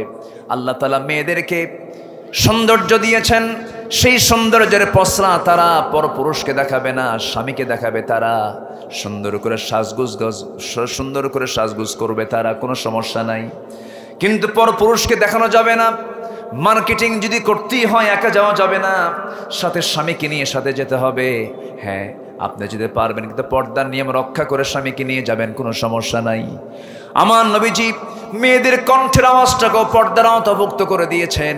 মেয়েরা যখন কথা বলবে নিক্কণ সুরে না, ডাইরেক্ট কথা বলবে। অকুলনা কওলাম মারুফা। এমনকি মেয়েরা যখন কথা বলতে নেবে পরপুরুষের সঙ্গে মুখের মধ্যে নখ ঢুকায় দেবে। কি ঢুকায় দেবে বলেন? এগুলো হচ্ছে তাকওয়া। এগুলো কি তাকওয়া? মুখের মধ্যে নখ ঢুকায় দেবে। কথা যেন এলোমেলো হয়ে যায়, কথার মধ্যে যেন কোনো সৌন্দর্য না থাকে। কিন্তু আজকে দুঃখজনক হলো সত্য, মোবাইলটা বন্ধ। দুঃখিত, এই কথাটা পুরুষ কয় না মহিলা কয়? লিফটে চড়বেন, লিফটে 2nd ফ্লোর 1st ফ্লোর, পুরুষ কয় না মহিলা কয়? মহিলা বলে। আবার কোনো রিসেপশনে, কোনো একটা অফিসে ঢুকবেন, কর্পোরেট বিল্ডিংয়ে ঢুকবেন, সেই জায়গায় মূল ফটকে দাঁড়ায় আছে পুরুষ না মহিলা? চুল ঢাকা না চুল খোলা? চুল খোলা। যদি কেউ ঢুকতে নেয়, ঢোকার সঙ্গে সঙ্গে একটা সালাম বাড়ি, আসসালামু আলাইকুম, কি আছে কিনা বলেন? আচ্ছা, সালাম কালাম দিয়া সিহারা দেখাইয়া সিহারা বিক্রি করে মাসে মাসে বেতন নেয়। মেয়েরা কি চাকরানি না রাজরানী? মেয়েদের মর্যাদা ইসলাম কি দিয়েছে? চাকরানি না রাজরানী? কিন্তু আজকে মেয়েরা কি? চাকরানি। পুরুষরা হলো চাকর। পুরুষরা কি? পুরুষরা নারীর চাকর। পুরুষরা নারীর কি? বলেন বলেন, পুরুষরা নারীর কি? মেয়েরা হজে যাবে, সাথে যাবে কে? স্বামী নাই, কে যাবে? বাবা। বাবা নাই, কে যাবে? চাচা। চাচা নাই, কে যাবে? মামা। বলেন, মামা নাই, কে যাবে? নিজের ছেলে। ছেলে নাই, ভাতিজা যাবে। কি আছে না নাই? অপশন আছে না নাই? আচ্ছা, কেউ না কেউ তার চাকর হবে। কোন নারী একা যেতে পারবে না, তার সঙ্গে হেল্পার থাকবে। হেল্পার হলাম আমরা, আর তার হলো মালিক। আল্লাহু আকবার বলেন। ওরা কয় না, আমরা হেল্পারই থাকবো, আমরা রাজধানী থাকবো না, আমরা চাকরানি হয়ে যাব। মার্কেটে যায় কি ঢং ঢং করে চলে যায়। মাথার চুল ছেড়ে দেওয়া, চোখ সাজানো, নাক সাজানো, মুখ সাজানো, মাথা থেকে পা পর্যন্ত সাজগুজ কইরা, 3 পিস পইরা, সাইড একখান ভ্যানিটি ব্যাগ নিয়া, হাই হিল লাগায়া, পেন্সিল হাই হিল লাগায়া চলতেছে। একদম চলে গেল মার্কেটে। স্বামীকে এক ধমক দিয়া কই, তুমি কি মার্কেট বুঝো? তুমি তো কচু বুঝো। শাড়ির দাম নিয়ে আসো, 300 টাকার শাড়ি তুমি 3000 টাকা দিয়ে নিয়ে আসো। ধমক একখান মেরে বউকে রেখে সন্তান স্বামীর কোলে দিয়া বলে, বউ সন্তানটা রাখো, 1.5 বছর বয়স, তুমি দুধ খাওয়াও। স্বামীকে দুধ খাওয়ানোর দায়িত্ব দিয়ে চলে গেছে মার্কেটে। এমন বউ আছে না নাই? আসতে বলবেন না, আছে না নাই? চলে গেছে মার্কেটে। মার্কেটে যায়া দোকানদারের সামনে ঠ্যাঙের উপরে ঠ্যাং তুলে দিয়া বসে দোকানদারকে লক্ষ্য করে বলে, ভাইয়া একটা শাড়ি দেখানো যাবে কি? কি সুন্দর তার বাচনভঙ্গি দেখছেন, শব্দ চয়ন কি, ভাইয়া মানে চাচা কবে না। দোকানদার তো শব্দ শুনে চিত হয়ে পড়ছে। শাড়ি একখান বের করে নিচের গায়ে লটকা দিয়ে বলে, আপা এই শাড়ি কিন্তু আপনাকে দারুণ মানাবে। ওটা আরেক লুচ্চা, বদমাইশ আছে না নাই? আচ্ছা, ওই সময় সতর্ক যে থাকবে সেই হলো মুত্তাকি, তার নাম হলো তাকওয়া। তার নাম কি? তাকওয়া। তাকানো যাবে, দেখা যাবে, যাবে না। তাহলে জান্নাতের হুর মিস হবে। জান্নাতের কি মিস হবে? হুর মিস হয়ে যাবে। জান্নাতের হুর কিন্তু পচা দশা না। কি বলে, লাম ইয়াতমিসহুন্না ইনসুন ক্বাবলাহুম ওয়ালা জান। জান্নাতের হুরগুলো এমন হবে যাকে কোনোদিন কোনো ইনসান এবং কোনো জিন স্পর্শ পর্যন্ত করে নাই। আল্লাহু আকবার বলে, কেউ দেখেই নাই। এরকম হুর আল্লাহ পাক জান্নাতের মধ্যে রেখে দিয়েছেন। নেবেন না? আস্তে কিচ্ছু কয় না, নেবেন না? আপনারা নেবেন না? দেখেন বুড়া চাচাও কেন নেবে, ওই যে বুড়া চাচা দেখেন, যদি চাচি বা দাদি যদি জানে খবর আছে কিন্তু। জি, জান্নাতের হুর আল্লাহ পাক রেখে দিই, কি অফার রেখেছেন, বলি আল্লাহু আকবার বলেন, আল্লাহু আকবার। আমার বন্ধুগণ, জান্নাতের হুরগুলো এত সুন্দরী হবে এবং তাদের শরীর থেকে এত সুঘ্রাণ বের হবে। আমার বন্ধুগণ, জান্নাতের কোন রমণীর মুখের থুতু যদি জমিনে পড়তো, একটা থুতু যদি জমিনে ফেলা হতো, গোটা জমিনটা সুগন্ধে ভরপুর হয়ে যেত। জোরে বলি সুবহানাল্লাহ। তাহলে এগুলো পাওয়া যাবে ঈমান আনলে পরে, তাকওয়ার গুণ অর্জন করতে পারলে। আল্লাহ রাব্বুল আলামিন সুন্দর করে বলছেন, ইয়া আইয়ুহাল্লাযীনা আমানু তাকুল্লাহা ওয়া কুলু قولا سديدا يصلح لكم أعمالكم ويغفر لكم ذنوبكم। জোরে বলি আল্লাহু আকবার। নাম্বার 3 হলো ন্যায় প্রতিষ্ঠা এবং সদাচার। ন্যায় প্রতিষ্ঠা যারা করবে, সদাচার সুন্দর আচরণ যারা করবে, তাদের জন্য আল্লাহ রাব্বুল আলামিন আখিরাতটা সাজিয়ে রাখবেন। ইন্নাল্লাহা ইয়া'মুরু বিল আদলি ওয়াল ইহসানি ওয়া ইতাই যিল কুরবা। জোরে বলুন আল্লাহু আকবার। নাম্বার 4 হলো দ্বীনের সঠিক ইলম যারা অর্জন করবে, ওই সমস্ত বান্দাদের জন্য আখিরাতটা ক্লিয়ার হয়ে যাবে। ওয়াকুর রব্বি জিদনি ইলমা। আমার জন্য ইলমের জন্য চাইতে হবে কার কাছে? আসতে বলবেন না, কার কাছে? আসেন দোয়া করে দিই। ওই যে ওঠে, একটু বসেন। জানি 12টা বেজে যাচ্ছে, কালকে অনেকের কাজ আছে, এগুলো একটু আগে ভাগে উঠলে এগুলো বলতে হয় না। একটু বসেন, আমরা একসঙ্গে দোয়া করবো না ইনশাল্লাহ? আমরা একসঙ্গে দোয়া করবো তো? একটু বসেন। আমার বন্ধুগণ, নাম্বার 5 হলো অধিক সংখ্যক নেক আমল করা। সব সময়ের জন্য চেষ্টা করতে হবে নেক আমলগুলো কম হওয়া দরকার না বেশি হওয়া দরকার? কম হওয়া দরকার না বেশি হওয়া দরকার? কেউ আমাকে গালি দিল, আমি তাকে গালি দেব না। কেউ আমাকে ধমক দিল, আমি তাকে ধমক দেব না। কারণ এই দুনিয়া ধমকের জায়গা নয়, এই দুনিয়া গালির জায়গা নয়, এই দুনিয়া প্রতিশোধের জায়গা নয়। এই দুনিয়ায় যারা ক্ষমা করবে, আল্লাহ তাআলা আখিরাতে তাদেরকে ক্ষমা করে দিবেন। আল্লাহ রাব্বুল আলামিন বলছেন, ইন্নাল্লাযীনা আমানু ওয়া আমিলুস সালিহাতি কানাত লাহুম জান্নাতুল ফিরদাউসি নুজুলা খালিদিনা ফিহা লা ইয়াবগুনা আনহা হিওয়ালা। জোরে বলুন আল্লাহু আকবার। আমার বন্ধুগণ, নেক আমল তো অবশ্যই করতে হবে। তার আগে সবচেয়ে বড় বিষয় হলো ঈমানটা মজবুত রাখতে হবে। ঈমানটা মজবুত রাখতে গেলে ঈমান ধ্বংস করার জন্য শত্রু চক্র আছে না নাই? শয়তান চক্র আছে না নাই? ঈমানটা আনতে গেলে বাধা কিছু কিছু আসবে। পরিবারের বাধা আসবে, সমাজের বাধা আসবে, বিভিন্ন হুমকি ধামকি আসবে। বিভিন্ন হুমকি ধামকিকে সব কিছুকে ওভারকাম করতে হবে, রক্তচক্ষুকে ওভারকাম করতে হবে। আমার বন্ধুগণ, একজন মহিলার কথা এই মুহূর্তে আমার মনে হয়ে গেল, যে মহিলাকে আল্লাহ রাব্বুল আলামিন এত বড় মডেল বানিয়ে দিয়েছেন কোরআনে কারীমের মধ্যে। তার নামে আল্লাহ রাব্বুল আলামিন বিশাল একটা ঘটনার অবতারণা করেছেন এবং সেই মহিলাকে আল্লাহ তাআলা এত দামি মহিলা হিসেবে ঘোষণা করেছেন যে কিয়ামত পর্যন্ত তার দোয়াটা আল্লাহ রাব্বুল আলামিন এই দুনিয়ার কিয়ামত পর্যন্ত সমস্ত মানুষের জন্য তার দোয়াটা কোট করেছেন কোরআনের ভিতরে। জোরে বলে সুবহানাল্লাহ।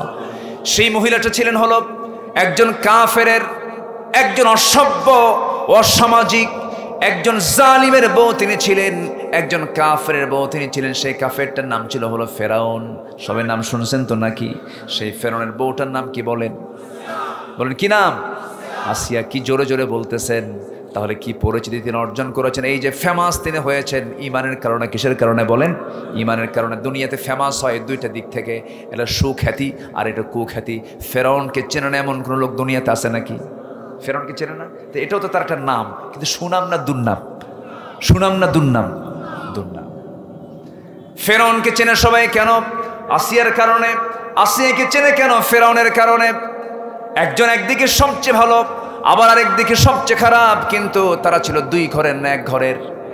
বলেন বলেন, এক ঘরের। কিন্তু ইমানদারের জীবনটা হলো গোচুই মাছের মতো, বাইম মাছের মতো। বাইম মাছের ছোট জাতকে কি কয় এলাকায়? বাইম মাছের ছোট জাত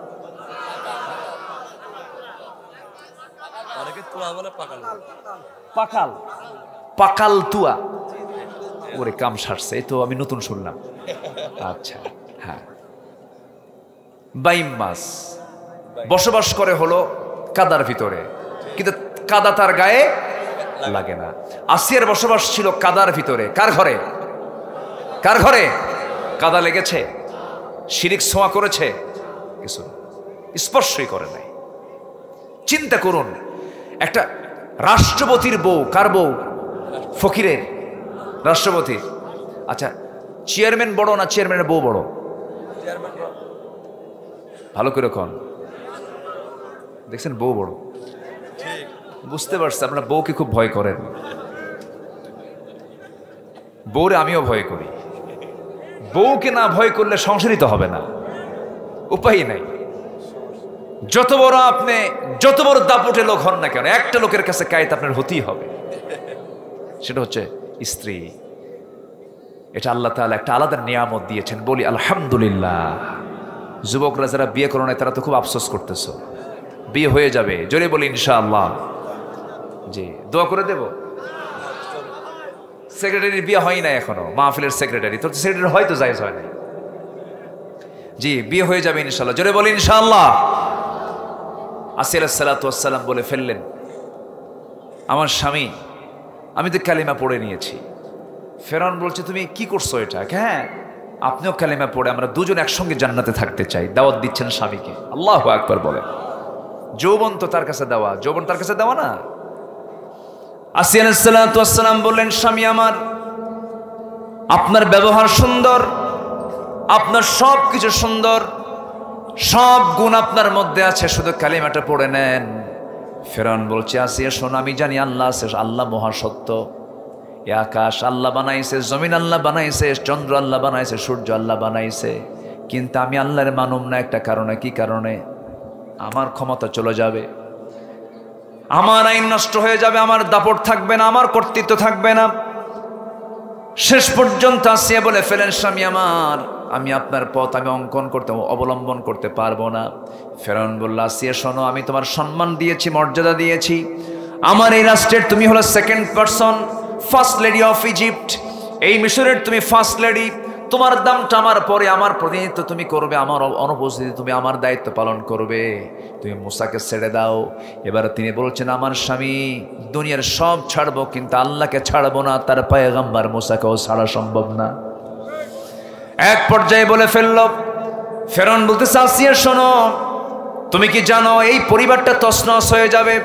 সঙ্গে সঙ্গে তিনি বলছেন, পরিবার তছনছ হয়ে যাক, কিন্তু আমার আখিরাত তছনছ করা যাবে না। দুনিয়া দরকার না আখিরাত দরকার, দুনিয়া দরকার না আখিরাত দরকার। আজকে আমার সাবজেক্ট হলো, আমরা সাজাবো দুনিয়াকে না আখিরাতকে, আখিরাতকে সাজাবো। আসিয়া আলাইহিস সালাতু ওয়াস সালাম বলছেন, স্বামী আমার, আমি আপনাকে সম্মান করে শ্রদ্ধা করি, আপনি আমার স্বামী হন, কিন্তু আপনি আমাকে যে কাজের জন্য প্রেসার দিচ্ছেন, আপনি আমার কাছ থেকে একটা সিদ্ধান্ত জেনে নেন। আমার প্রতি ঈমান থেকে দূরে রাখার জন্য আমার প্রতি অত্যাচার যত বাড়ানো হবে, আমার ঈমান তত মজবুত থেকে মজবুত হয়ে যাবে। ফেরাউন বলল, আসিয়া তুমি কি জানো, তোমার কোন সন্তানকে আমি জীবিত রাখবো না। সব সন্তানগুলোকে এক জায়গায় করা হলো, গরম তেল টকবগে করা হলো, গরম তেলের মধ্যে সন্তানগুলোকে ফেলে দেওয়া হলো, ভাজা মাছের মতো সব সন্তানগুলো মারা গেল। আসিয়া আলাইহিস সালাতু ওয়াস সালামের সেই পেটে ধারণ করা সন্তানগুলোকে দেখছেন আর চোখের পানি ফেলে ফেলে কাঁদতেছেন। এক পর্যায়ে দেখা গেল আসিয়া আলাইহিস সালাতু ওয়াস সালাম অনড় হয়ে গেলেন। এবার বলছে, আসিয়া, সব সন্তান চলে গেছে, আমার পরিবার চলে গেল, আমার সংসার চলে গেল, এখনো সময় আছে, কি করবা বলো? আসিয়া বলছেন, আমার স্বামী, আমি আমার নাকের মধ্যে জান্নাতের সুঘ্রাণ পেতেছি। শেষ পর্যন্ত হলো কি, ফেরাউন বলল, তোমার বিরুদ্ধে আমি জল্লাদ হাজির করব।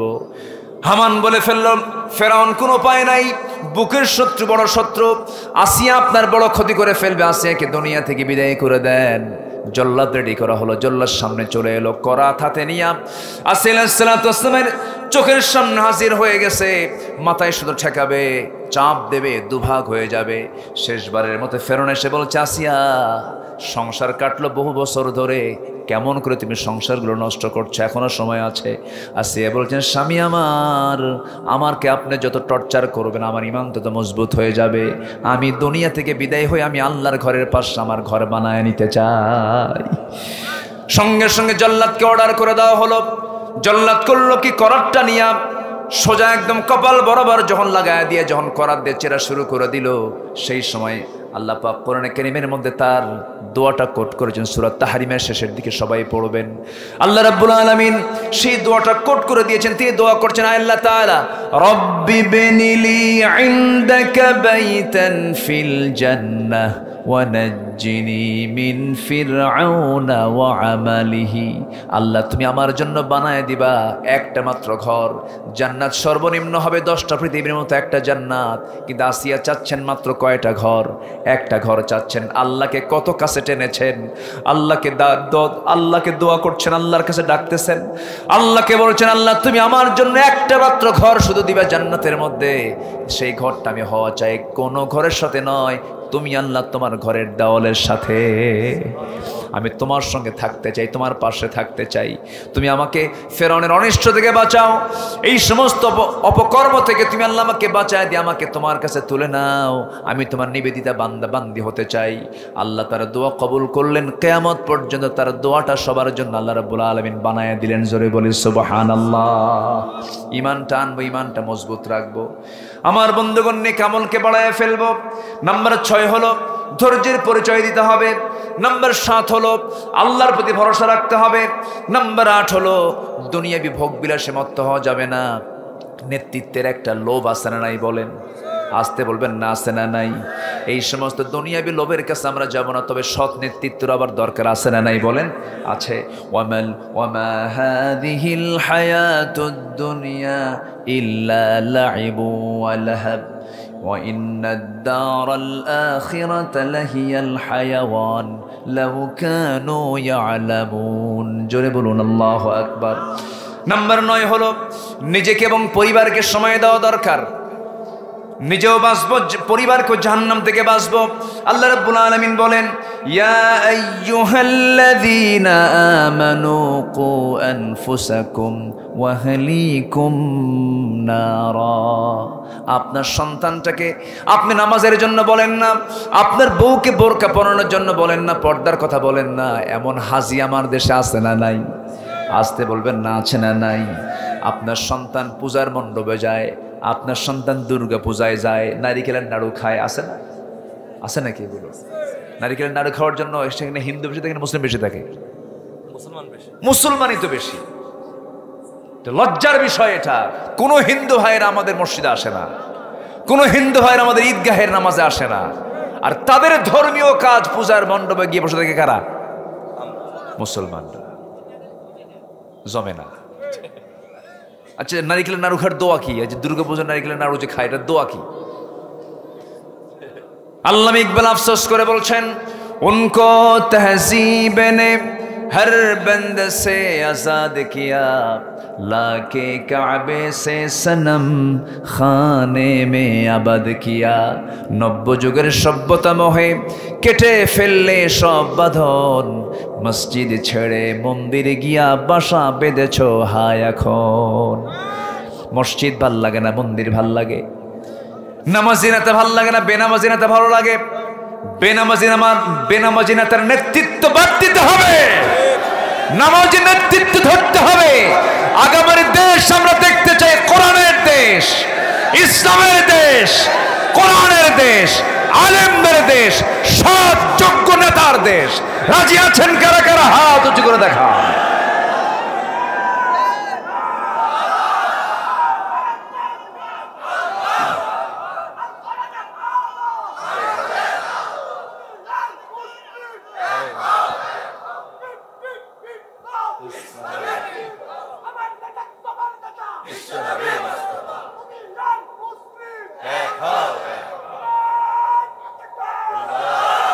আল্লাহ কবুল করুন, জোরে বলি আমিন। ফজর নামাজ পড়বেন কারা কারা? একটু হাত তুলে দেখেন দেখি। জোরে বলি ইয়া আল্লাহ, ইয়া রহমান। এই দেখেন মাহফিল কমিটির যুবকরা হাত তুলতেছে নাকি? দেখেন তো সবাই। মাহফিল করলে নামাজ হবে না কেন?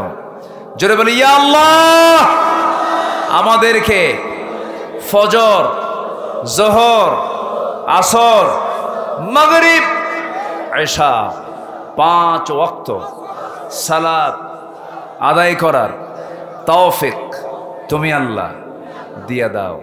জোরে বলি আমিন, আরো জোরে আমিন, আরো জোরে আমিন।